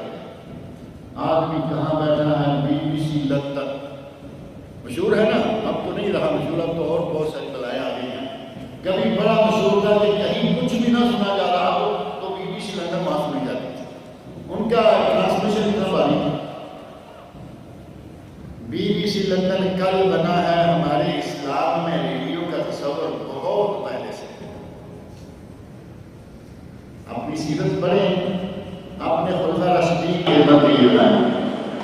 وہ کہتے ہیں کہ ہم نے عبادت کا کھاتا تو لے لیا، لیکن کائنات سے جو مدد لینا چاہیے تھی، سائنس، علوم، ترقی، اس کو ہم نے چھوڑ دیا، اس سلسلے میں کافر آگے بڑھ گئے، ہم کام نہیں کر پاتے، نتیجہ یہ کہ ہم پھر انگریزوں کے گانے کی کرتے ہیں۔ کیا بات انگریز کی اوپن ہارٹ سرجری، کیا بات انگریز کی ٹیلی ویژن بنا دیا، اور کیا بات انگریز کی اس نے ریڈیو ایجاد کر دیا۔ آدمی کہاں بیٹھا ہے، BBC لندن، مشہور ہے نا، اب تو نہیں رہا مشہور، اب تو اور بہت ساری بلائیں آ گئی ہیں۔ کبھی بڑا مشہور تھا کہ کہیں کچھ بھی نہ سنا جا رہا ہو تو BBC لندن وہاں سنی جاتی تھی، ان کا ٹرانسمیشن اتنا بھاری تھا۔ BBC لندن کل بنا ہے، ہمارے اسلام میں ریڈیو کا تصور بہت پہلے اپنی سیرت پڑھیں، اپنے خلفائے راشدین، اپنے نبی صلی اللہ علیہ وسلم، اپنی کتاب قرآن کریم، نبی اکرم صلی اللہ علیہ وسلم کی حدیث اگر ہمارے ذہن میں ہو تو یہ باتیں آسانی سے ہم سمجھیں۔ حضرت عمر فاروق رضی اللہ عنہ نے ایک لشکر بھیجا، لشکر گیا ہوا ہے، کافروں کے سامنے صف آ رہا ہے، مسلمان اور کافر اپنے سامنے ہیں۔ حضرت عمر فاروق نے خواب میں دیکھا کہ ہمارا لشکر ایسی جگہ ہے کہ اگر اس جگہ کو چھوڑ کر تھوڑا پیچھے ہو جائے تو اس کی بیک سائڈ پر پہاڑ آ جائے گا، یہ تین سائڈیں جو ہیں وہ کور ہو جائیں گی، صرف سامنے سے دشمن کا خطرہ رہ جائے گا، اور ہمارے مسلمان اگر صرف سامنے ان کے سے لڑنا شروع کر دیں تو انہیں کوئی خطرہ نہیں ہے۔ حضرت عمر فاروق رضی اللہ عنہ نے یہ خواب پوچھا، لوگوں کو اکٹھے کیا، اور لوگوں کو اکٹھے کرنے کے دوران خطبہ دیا، خطبہ جمعہ تھا یا عام خطبہ تھا، اگر ہمارے ذہن میں ہو تو یہ باتیں آسانی سے سمجھ میں۔ حضرت عمر فاروق رضی اللہ عنہ نے ایک لشکر بھیجا، لشکر گیا ہوا ہے، کافروں کے سامنے صف آ رہا ہے، مسلمان اور کافر اپنے سامنے ہیں۔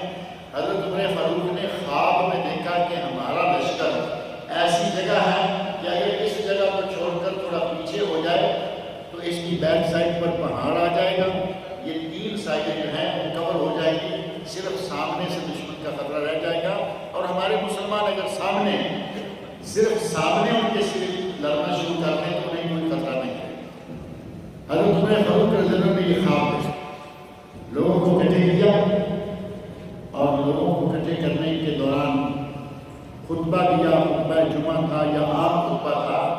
امام ابن کثیر رحمۃ اللہ نے یہ واقعہ ذکر کیا ہے اور کہا، علامہ صاحبی امام ابن کثیر رحمۃ اللہ علیہ کہ اس کے اتنے طرق ہیں، بعض علماء نے کہا کہ یہ ضعیف ہے، لیکن انہوں نے کہا اس کے اتنے طرق ہیں کہ یہ جید اور حسن درجے کی سند ہو جاتی ہے۔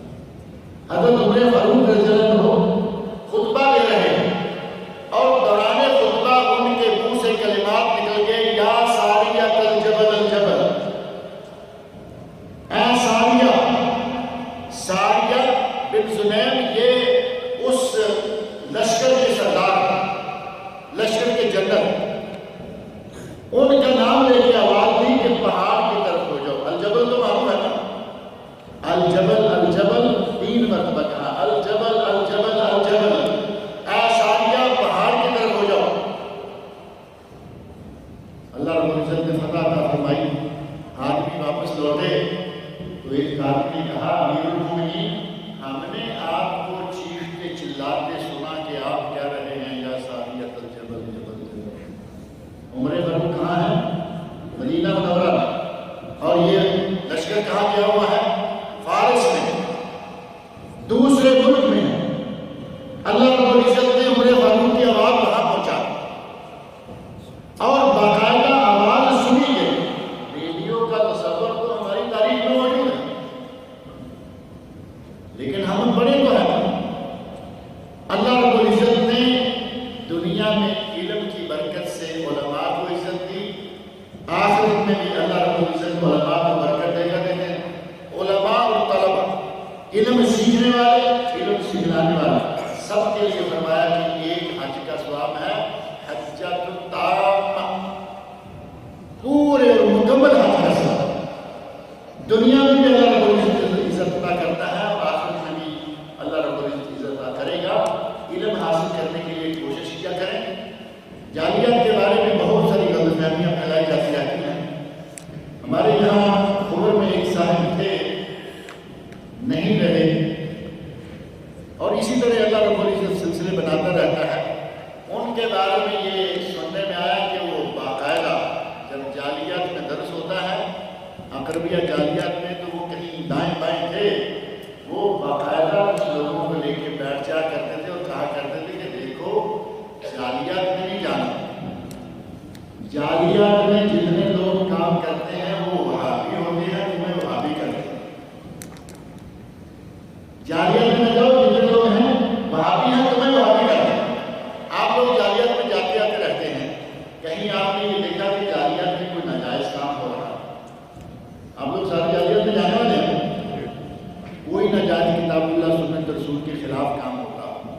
کوئی بغاوت، کوئی سرکشی، کچھ ایسی کوئی چیز کوئی ایسی چیز نہیں۔ تکلیف صرف یہ ہے کہ یہ لوگ جو ہمارے مرید تھے، کل ہمارا پانی بھرتے تھے، اب ہمیں چھوڑ کر یہ وہاں جاتے ہیں تو یہ ہماری مریضی سے نکلتے جا رہے ہیں۔ اللہ رب العزت ہمیں توفیق دے۔ ہم جاہلیات والوں کے شکر گزار ہیں کہ انہوں نے ایک سلسلہ بنایا ہوا ہے۔ اللہ رب العزت ہمیں ان سے فائدہ اٹھانے کا موقع دے، وہاں جایا کریں، سیکھیں۔ اور یہ رہا کہ یہ وہابی ہیں، وہ وہابی ہیں، آپ جاہلیت میں جائیں یا نہ جائیں، کتاب اللہ اور سنت رسول میں عمل کرنا شروع کر دیں، وہابی آپ کو خود ہو جائیں۔ کیا ہے یقین جانے کہ یہاں اگر آپ نے قرآن کریم اور حدیث رسول صلی اللہ علیہ وسلم پر عمل کرنا شروع کر دیا، پکا یہ طے ہو گیا کہ آج کے بعد جو قرآن میں ہے وہ مانیں گے، جو حدیث رسول میں ہے وہ مانیں گے، ہمارا امام مسجد جو بھی چاہے کرتا رہے۔ اگر قرآن و سنت ثابت ہے ماننے کے ثابت ہے، نہیں ہے تو نہیں مانیں گے۔ آپ یہ عمل جا کے کیجیے، آپ کو کچھ کہنے کی ضرورت نہیں ہے کہ میں اہل حدیث ہوں، اہل سنت ہوں، یہ ہوں، کچھ بھی۔ لوگ آپ کو کیا نام دیں گے؟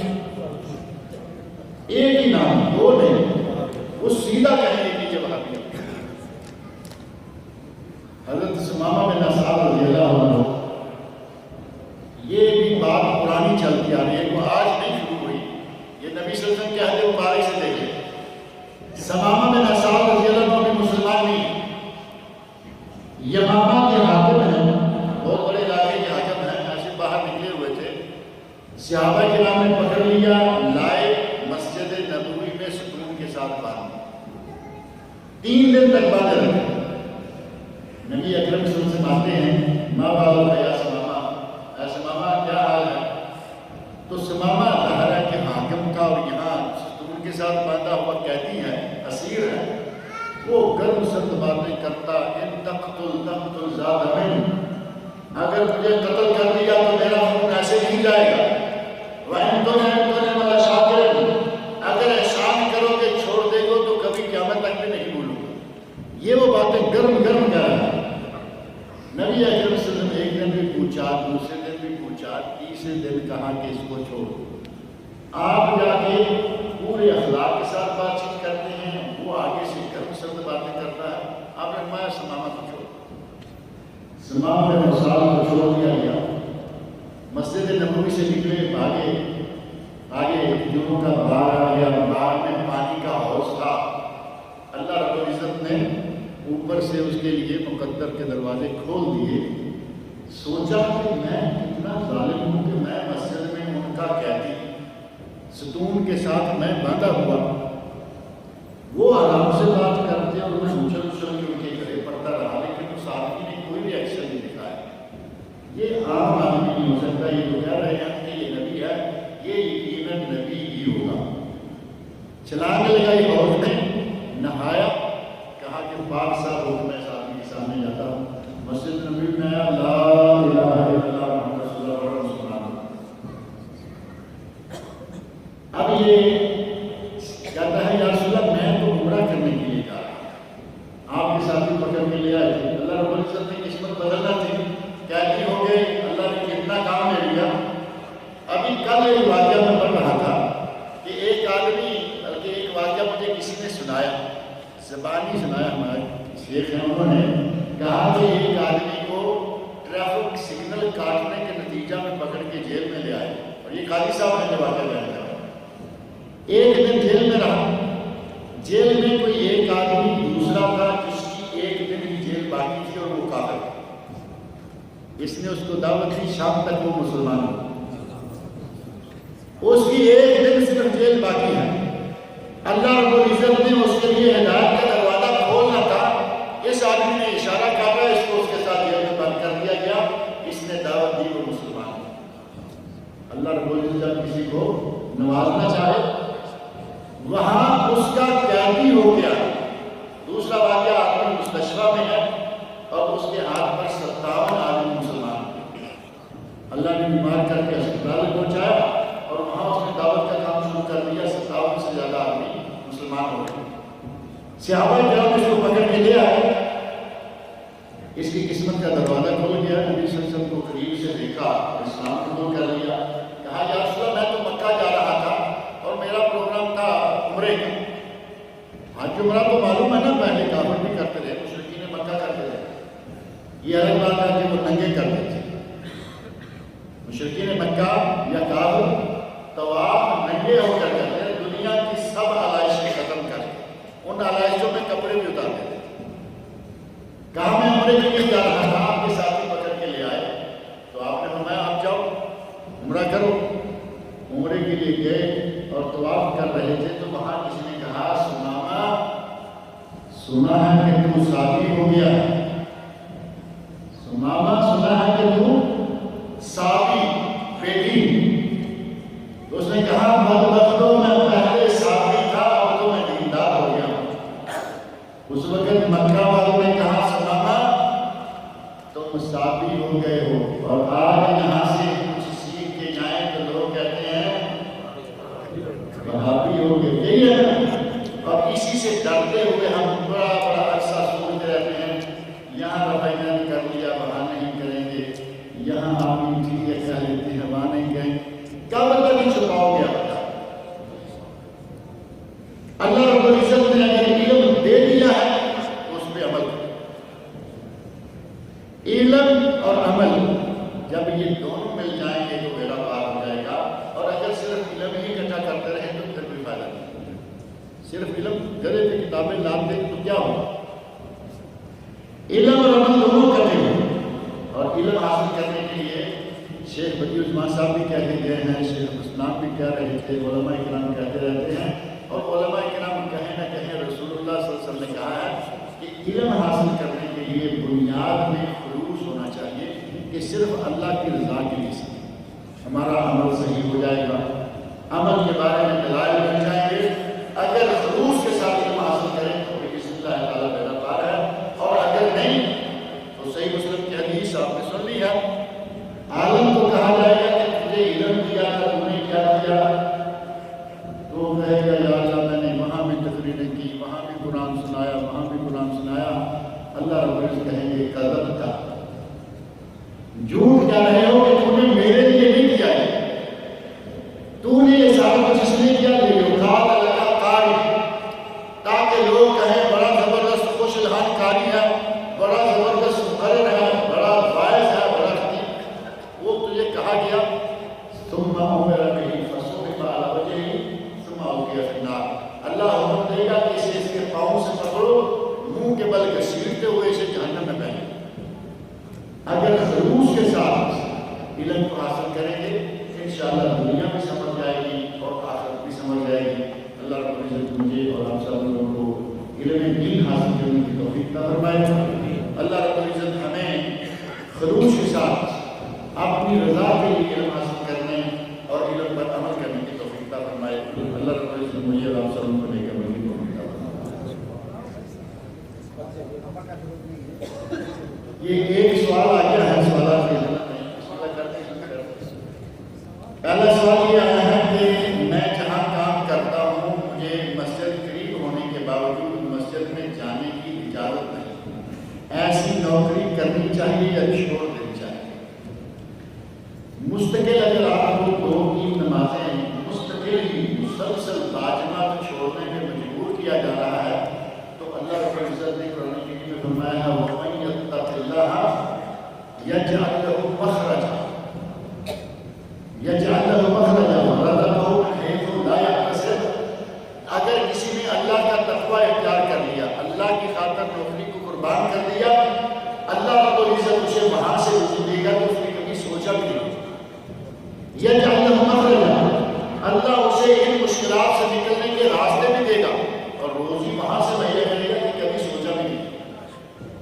ایسے میں اگر آپ کو مسلسل بے جماعت اکیلے مجبوری کے ساتھ نمازیں پڑھنی پڑتی ہیں تو بہتر یہ ہے کہ دائیں پر دیکھیں اس نیت سے آپ اس نوکری کو چھوڑیں گے کہ یہاں نماز پڑھنے کی آزادی نہیں، انشاءاللہ اس سے اچھی نوکری اللہ تعالیٰ کرے گا. کچھ لوگ ٹائی لگا کر دین کی دعوت دیتے ہیں. ٹائی لگا کے نہیں دینا ہے، کہتے ہیں کہ ٹائی لگا کر لوگ دین کی دعوت دیتے ہیں. آپ کو دعوت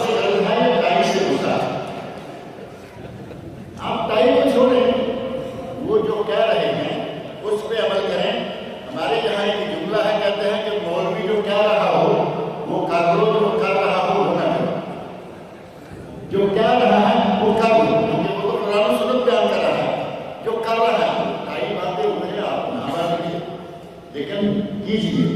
اور ٹائی کے بارے میں اصل میں مسئلہ یہ ہے کہ کچھ لوگ جو کام کرتے ہیں اس کے بارے میں دلائل بھی رکھتے ہیں اور کم از کم اس کو جائز قرار دینے کے لیے تو کوشش ضرور ہی کرتے ہیں. جن لوگوں کے یہاں ٹائی باندھنا جائز ہے وہ کہتے ہیں کہ نہیں یہ کوئی ایسی چیز نہیں ہے کہ رواج ہے, ایک کسی علاقے کا رواج ہے, یہ وہ ہے.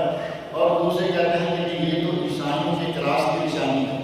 کراس بنتا ہے نا, ٹائی اوپر سے آ رہی ہے, یہاں پین بھی لگا دیں تو 100% کراس بنتا ہے. آپ ٹائی نہ لگائیے لیکن اس ٹائی کی بات سنیے, اس پہ عمل کیجیے. اللہ رب العزت نے بعض ٹائی والوں سے بڑا کام لے لیا ہے. بعض ٹائی والوں سے اللہ نے بڑا کام لیا ہے. ان کے کام کی قدر کیجیے اور ان سے جو صحیح چیزیں مل رہی ہیں وہ ضرور قبول کیجیے. اگر کوئی غلط بات کہے تو وہ ٹائی یا اگر صرف بنیاد پہن کے آپ کے سامنے آ جائے تب بھی نہ کیجیے. غلط بات مسلمان غلط بات نہیں لیتا, صحیح بات چاہے شیطان سے نہیں لیتا. کیا بات تو بہت بڑی لگتی ہے لیکن بڑی میں ابھی ثابت کرتا ہوں. صحیح بخاری شریف میں واقعہ موجود ہے.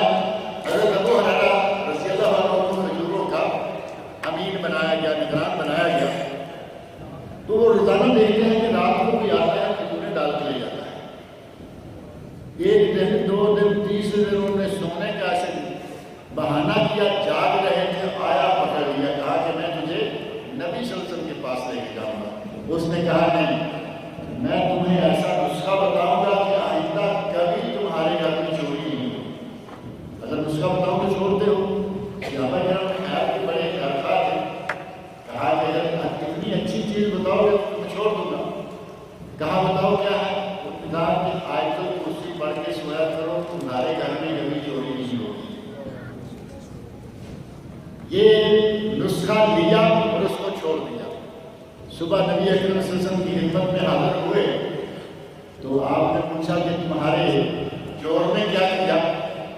تو کہا کہ یا رسول اللہ اس نے یہ کہا لقد صدقک وہو کذوب. تو یہ اس نے جو بات کہی وہ سچی ہے لیکن وہ بہت بڑا جھوٹا ہے. وہ شیطان نے جو تمہیں بات بتائی, نسخہ بتایا وہ صحیح تھا لیکن وہ بہت بڑا جھوٹا ہے. ہم تو شیطان کی صحیح بات بتائے تو لے لیتے ہیں, مولوی یا کوئی ٹائی والا بتائے تو کیوں نہیں لیں گے, لے لیجیے, کوئی ایسی بات نہیں. کہتے ہیں تصوف کی حقیقت کیا ہے. اب تصوف وہی بات ٹائی والوں کی بات کرنی ہے. اب تصوف کی حقیقت کیا ہے؟ آپ میں سے کوئی صوفی ہے یہاں بیٹھا ہو؟ ہمارے یہاں تو صوفی ہوتا ہی نہیں. الحمدللہ جو اہل توحید ہیں ان میں صوفی کوئی نہیں ہوتا اور جو صوفی ہیں ان میں اہل توحید کوئی نہیں رہتا. تصوف جو ہے اگر یہ کہیں کہ اصل میں صحیح بات میں جو اسلام میں زہد ہے, زہد دنیا کے بارے میں رغبت کم کر دینا اور آخرت کے بارے میں رغبت کو بڑھا دینا, اصل میں تو یہ ہے زہد. بعد کے زمانہ میں آتے آتے اس میں کچھ اور چیزیں داخل کی گئی, ادھر سے ادھر سے ملا کے ایک ملغوبہ تیار کیا گیا. رنگ اسلامی رہا لیکن وہ سارے کا سارا ملغوبہ غیر اسلامی ہو. اب جو موجودہ دور میں تصوف ہمارے یہاں چل رہا ہے, کوئی چلا کر رہا ہے, کوئی مراقبے میں پڑا ہے, کوئی مکاشفے کے دعوے کر رہا ہے, کوئی کچھ کر رہا ہے. اس تصوف کا جو آج دنیا میں ہمارے یہاں موجود ہے, اسلام میں اس کا کوئی تصور نہیں. صوفی بیٹھا ہوا ہے, وہ کہہ رہا ہے کہ فلاں جگہ یہ ہو رہا ہے, فلاں جگہ علم غیب کے دعوے اور یہ اور وہ. یہ تصور نہیں ہے. شیخ الاسلام ابن تیمیہ رحمۃ اللہ علیہ نے اسے کہا کہ یہ گمراہی ہے. یہ لوگ خود گمراہ ہیں, اب دوسروں کو گمراہ کر رہے ہیں. تصور کے کھاتے میں ایک منزل وہ آ جاتی ہے جہاں ہم کہتے ہیں کہ اب ہماری نماز روزہ ہو گیا, پورا ہو گیا, وہ نماز نہیں پڑھا. تصور والوں میں وہ لوگ موجود ہیں جو کپڑا نہیں پہنتے, ننگے بیٹھے ہوئے. اب یہ کیا دین ہے, کیا یہ تصور ہے؟ کپڑے سارے اتارے ہوئے. جس آدمی کو اللہ رب العزت نے دنیا میں ننگا کر دیا ہے, اس کا آخرت میں کیا حال ہے؟ کہتے ہیں کہ ہم نے اس کو ننگا کر دیا. یہ دنیا میں عذاب میں مبتلا ہے. کوئی گلیوں میں کچرے میں ہاتھ مار رہا ہے, اس کو کہا میرے پیر میں یہ میری ڈیوٹی لگا رکھی ہے. یقین جانے کے لیے حقیقت کے کرتوت دیکھیں تو گھن آتی ہے تصوف کی حقیقت کیا ہے۔ ڈاکٹر محمد عثمان سلوی صاحب نے اپنے ادارے کی طرف سے کتاب چھاپی ہے اور اسی طریقے ریاض میں دارالعلوم ہے اور مرکز ابن باز بہار میں انڈیا میں ہے اور اسی طرح اور بہت ساری کتابیں موجود ہیں۔ تفصیل پڑھ کے دیکھیں، انتہائی گندی گندی باتیں نظر آئیں گی تصوف والوں کے پاس۔ دونوں ہاتھ پیچھے ٹیک لگا کر بیٹھنے کو کہتے ہیں کہ دوست کی دوست میں کسی طرح بیٹھیں گے۔ یہ جو ایسے پیچھے دونوں ہاتھوں میں ٹیک لگا کے اب دوزخ والے تو میرا خیال ہے بیٹھ نہیں پائیں گے، تو ہاں کہاں بیٹھنا ہوگا، آگ جل رہی ہوگی، اللہ کا فرصت محفوظ کرے ہمیں۔ کچھ تشبیہات بڑی عجیب سی ایسے دے دی جاتی ہیں۔ منع کیا نبی اکرم صلی اللہ علیہ وسلم نے ایسے، یہ عموماً ہوتا ہے نا، اپنے گھٹنے میں گھٹنے اکٹھے کر کے ان کے اوپر سے ایسے تشبیہ جو ہے انگلیوں میں انگلیاں ڈالنا، یہ منع ہے۔ وضو کیا، وضو کر کے مسجد کی طرف آ رہے ہیں، راستے میں نہ کریں۔ نماز پڑھ لی، سنتیں پڑھ لی، بیٹھنے کے لیے پھر گھٹنوں کو چڑھایا، کرسی بنا لی، نہ کریں ایسے ہی بیٹھ رہے ہیں، یہ کرنا منع ہے۔ ویسے ہی آدمی بیٹھا ہوا ہے، یہ منع ہے، تشبیہ ہے یہ کہا۔ نبی صلی اللہ علیہ وسلم نے بعض دفعہ مثال دے کر سمجھانے کے لیے، جیسے وہ کسی پرانے زمانے میں باتیں کرتے ہیں نا کہ کسی نے لکڑیوں کی 4-6 گٹھا اکٹھا کر لیا، کہا کہ اب توڑو، وہ قوت اختیار کر چکی تھی، اکیلے کے لیے ہر کس نے توڑ لی۔ یہ تشبیہ یعنی بتایا کہ اگر اکٹھے ہو جائیں تو قوت، صرف بتانے کے لیے آپ نے انگلیاں ڈالی، لیکن وضو کیا ہوا ہے، مسجد میں آ رہے ہیں، مسجد سے جا رہے ہیں، کوشش کریں کہ یہ تشبیہ جائے، اس کی نوبت نہ آئے۔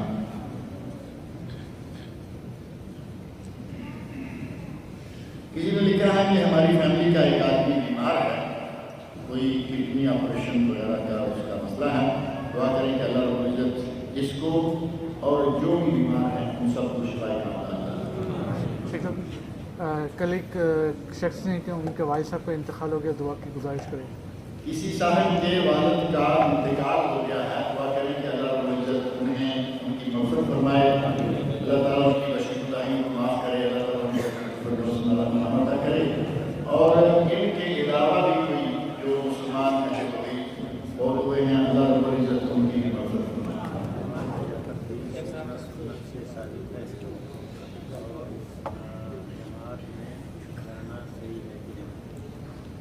جماعت کے بارے میں کیا ہے کہ کیا جماعت میں جانا صحیح ہے یا نہیں، جماعت سے دین سیکھنا صحیح ہے یا نہیں۔ علم حاصل کرنے کے لیے کتاب اللہ اور سنت رسول ہے، اور وہ جماعت بغیر نام لیے تبلیغی جماعت کہیں گے تو کچھ لوگوں کو تکلیف ہو جاتی ہے، ہم نہیں نام لیتے۔ بغیر نام لیے اگر ایک جماعت ساری عمر ایک کتاب سے پڑھتی رہتی ہے، اور وہ کتاب جس کے بارے میں ایک دو نہیں دسیوں علماء نے کتابیں لکھی کہ اس میں بہت رد و یابس، غلط روایات، ضعیف موضوع، منکر من گھڑت روایات موجود ہیں، اور وہ مسلسل مصر ہیں، مصر ہیں اس بات پر کہ یہی کتاب پڑھیں، تو کیا وہاں بیٹھنا اچھا لگے گا؟ آپ بتائیں۔ وہ کتاب جس کو باقاعدہ ریل پر رکھ کے پڑھا جاتا ہے، قرآن کریم کے ریل بنی ہے نا، اس کتاب کو ریل پر رکھ کے پڑھا جاتا ہے، اٹھتے ہوئے جاتے ہوئے قرآن کریم کے اوپر رکھ کے نکل جائیں گے۔ جس کتاب میں ضعیف، منکر اور من گھڑت قسم کی روایت موجود ہیں، جعلی روایت موجود ہیں، قرآن کے اوپر اس کو اس لیے رکھ رہے ہیں کہ ان کے دل میں اب اس کے سوا کچھ ہے ہی، قرآن کی بھی پرواہ نہیں کریں گے، اوپر رکھا ہوا مسائل کے نام پر بھی دیکھیں گے، تبلیغی نصاب کے نام سے یا فضائل اعمال کے نام سے۔ مسئلہ وہی ہے کہ نام نہیں لیں گے تو لوگوں کو کتاب کا پتہ نہیں چلے گا کہ کتاب کون سی۔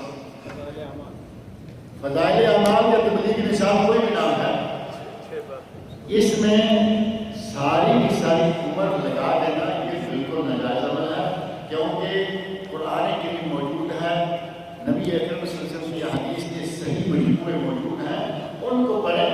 علامہ ابن باز، میں اپنی طرف سے کوئی بات نہیں کہنا چاہتا، علامہ ابن باز رحمۃ اللہ علیہ کو کسی نے غلط رنگ سے ایک مرتبہ اس جماعت کا تعارف کروایا اور کہا کہ کیا ہم ان کے ساتھ نکل سکتے ہیں، تو انہوں نے فتویٰ دے دیا کہ نکل سکتے ہیں۔ پہلا فتویٰ بعد میں کسی نے جا کے ان کا پورا تجزیہ رکھا کہ حضرت یہ ہے وہ جماعت، یہ ہے کتاب، یہ ہے اس کتاب کی کہانیاں اور اس سے کیا اس جماعت سے علم سیکھیں اور ان کے ساتھ نکلے تو انہوں نے بالکل بنا کہا کہ ہمیں تو کچھ اور بتایا گیا، اب جیسے کو بتایا گیا سننے والا تو اس کے مطابق جواب دے گا۔ علامہ اقبال رحمۃ اللہ علیہ کا آخری فتویٰ جماعت کے بارے میں یہ ہے کہ اس کے ساتھ جانا، جس کو خروج کہتے ہیں، ان کے ساتھ خروج کرنا، ان کے پاس بیٹھنا، ان سے کچھ سیکھنا، ان کی کچھ سننا بالکل جائز نہیں ہے۔ لہٰذا کوشش کریں کتاب و سنت کو پڑھیں۔ اور کئی لوگ کہتے ہیں، ابھی رات ایک سوال کس نے کیا تھا کہ یہ اچھی باتیں کرتے ہیں تو کیا ان کی اچھی باتیں مان لیں؟ میں نے کہا بھائی وہ اچھی باتیں کرتے ہیں وہ تو مان لیں، کہتے ہیں نماز پڑھو، آپ کو چلتے ہوئے کس نے کہا کہ اور نماز پڑھو، مان لیجیے، میں نے کہا ہم تو شیطان کی بھی مان لیتے ہیں، یہ تو مسلمان ہے، مان لو۔ اب وہ کہتا ہے کہ یہاں بیٹھو میں کوئی کچھ سے سنانا چاہتا ہوں، آپ سنائے گا صرف وہی ہے۔ ان کے پاس اس ایک کتاب کے سوا اور کوئی کتاب نہیں ہے، ساری دنیا میں وہی یہ کر رہے ہیں، ہر کسی کو وہی پڑھنے پڑھانے میں لگا دیتے ہیں۔ اور عجیب بات یہ ہے کہ عربوں میں ترجمہ کر کے آج تک وہ کتاب نہیں دی ہے۔ ہم دیکھیں ہمارے پاک و ہند کی معروف کتابیں ہیں، ان کی عربی کر دی گئی کہ چلو عرب لوگ بھی فائدہ اٹھائیں، جو علماء ہمارے پاک و ہند کے ہیں انہوں نے اردو میں لکھا، بعد میں عربی میں آ گئی۔ اس جماعت کے پاس اگر کوئی کہے کہ پیسہ نہیں ہے، یہ تو غلط بات ہے۔ ان کے پاس کروڑوں ملینوں کے مالک لوگ ہیں، بہت بڑی جماعت ہے، لیکن آج تک اس کتاب کا عربی ترجمہ کیوں نہیں ہوا؟ کبھی سوچا؟ صرف اس لیے ہوا کہ جو کچھ اس کتاب کے اندر ہے لوگوں کو پتہ چل جائے گا، عرب سمجھ جائیں گے کہ یہ کتاب ہے جس کو لیے یہ ساری دنیا میں پڑھا۔ عربوں کو کہا تم ریاض الصالحین پڑھا، ریاض الصالحین امام نووی رحمۃ اللہ علیہ کی بہترین کتاب ہے۔ اگر ان کی کتاب اتنی ہی اچھی ہے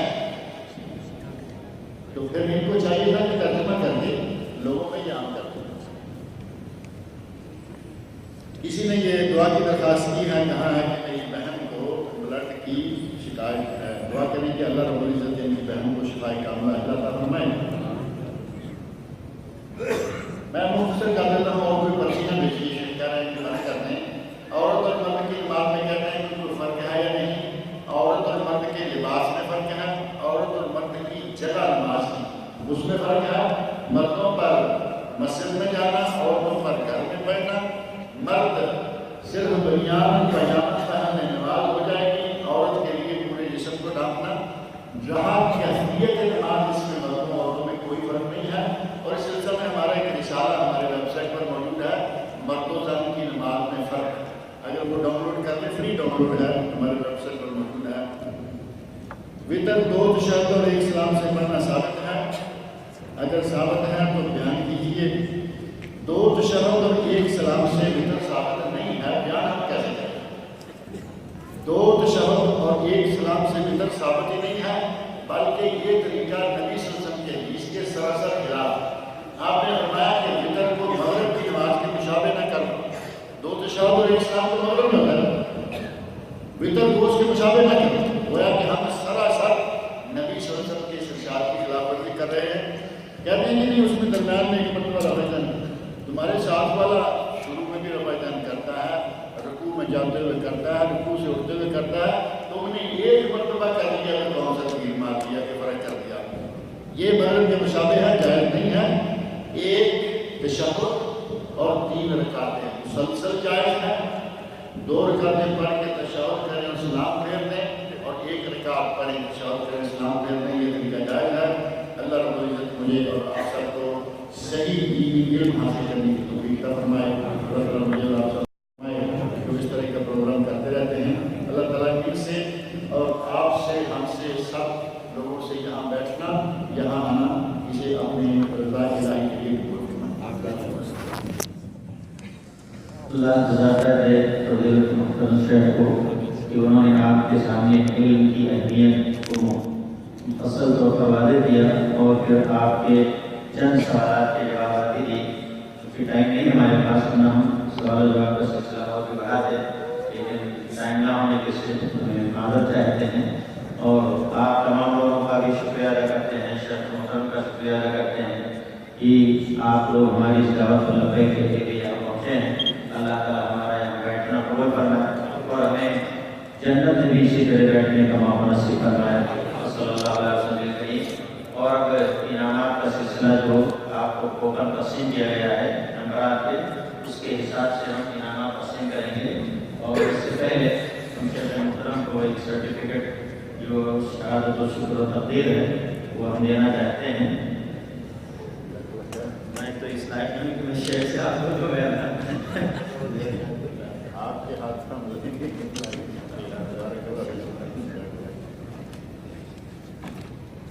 یہ بھائی لفافہ بھی ہے اب انعامات کا یہ پہلے لیڈیز کا ہم اعلان کریں گے اور شیخ محترم سے خواتین کا عورتوں کا ہے۔ ہم پہلے اعلان کر رہے ہیں نمبرات کا، جو نمبرات یہاں پکاریں گے وہ نمبرات وہاں دیکھ کر کے ان کو انعامات دیں۔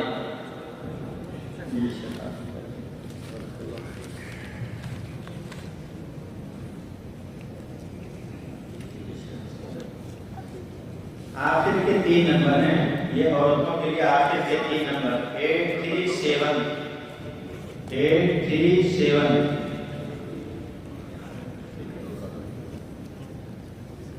جن جن کا نمبر نکلے وہ جلدی جلدی آتے جائیں تاکہ اچھا یہ دوسرا نمبر ہے 829 829، آخر کے 3 نمبر، یہ عورتوں کے لیے ہے 829 829۔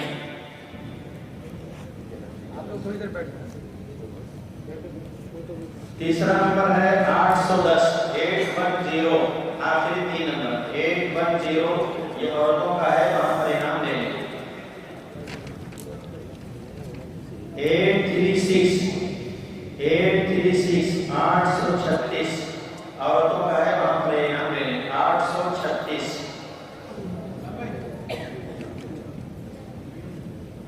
843 843 عورتوں کا ہے 843۔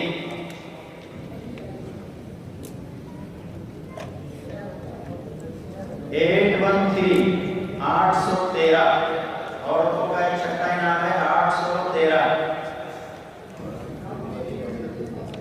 7واں انعام ہے 840 840۔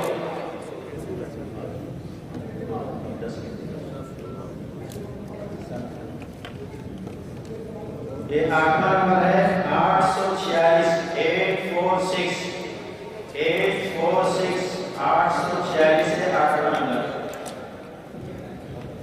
9واں نمبر ہے 821 821، عورتوں کا 821 821۔ اور آخری ہے 10واں 815 815 815 815، یہ 10واں آخری نام ہے عورتوں۔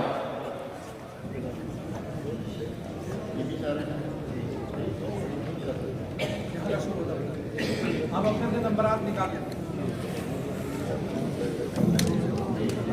آپ کو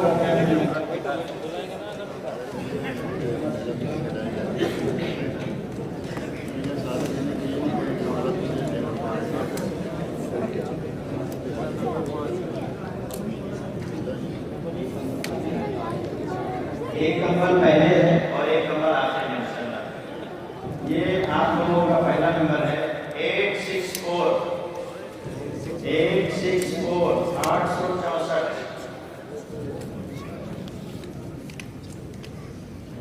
864 نہیں ہے کوئی ہے؟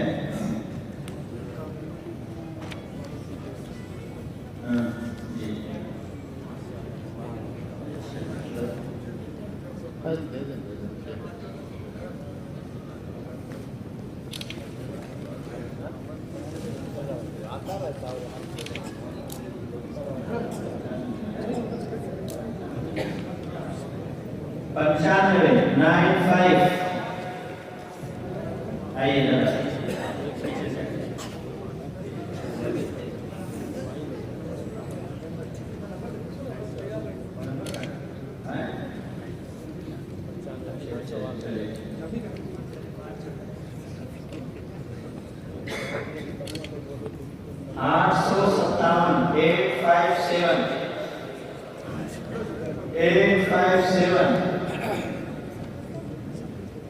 857 है भी किसी के पास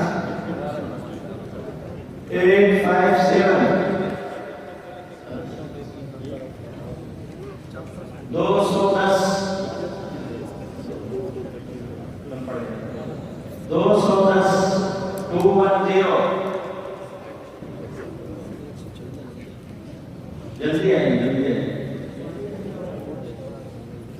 जी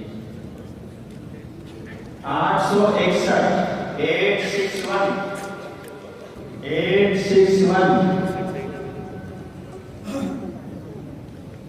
854 854 आखिरी तीन नंबर 861 आ रहा था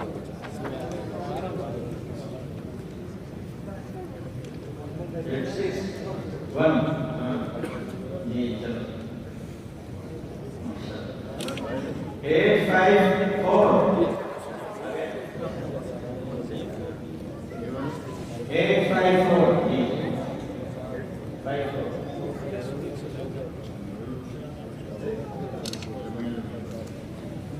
26 26 26 140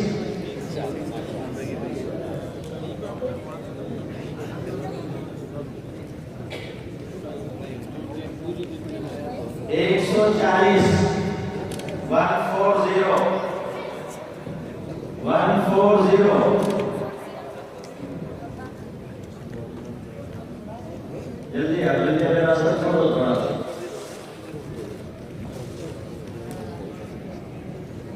जी 14 माशाअल्लाह ये तमाम से है वालेकुम सलाम जी 157 बहुत परेशान है 157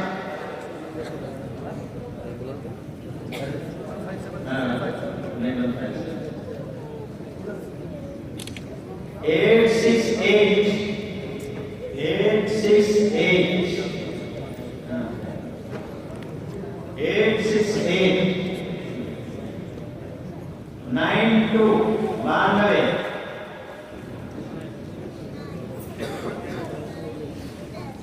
आने दीजिए 92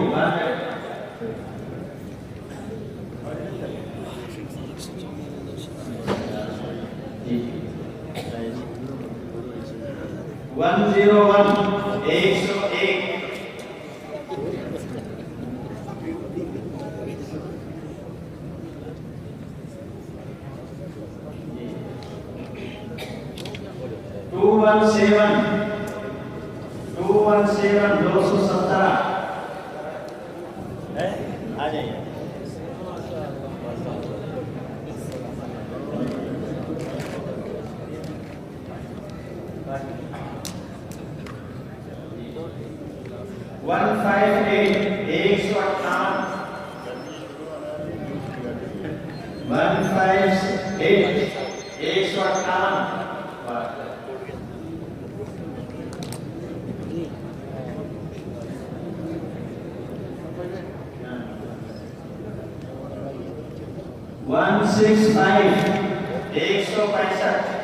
165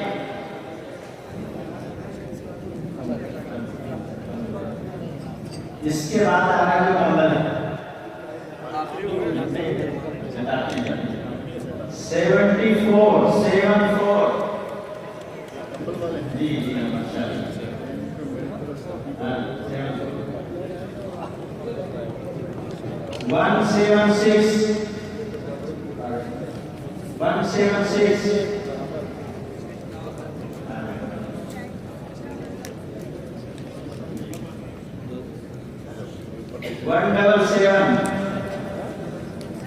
176 177 नहीं 122 122 आ जाइए जल्दी।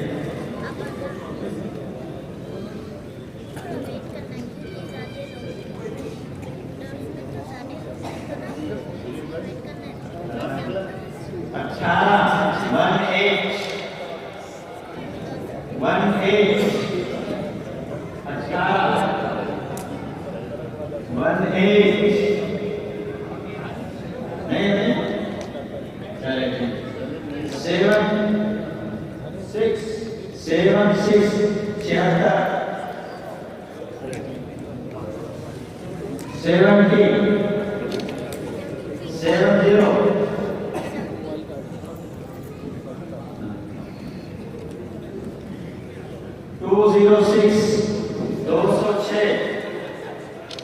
206 जल्दी आ जल्दी आ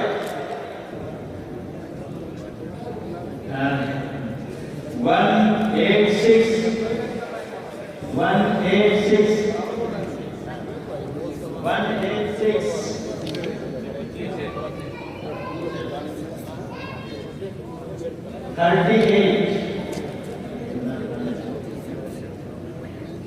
36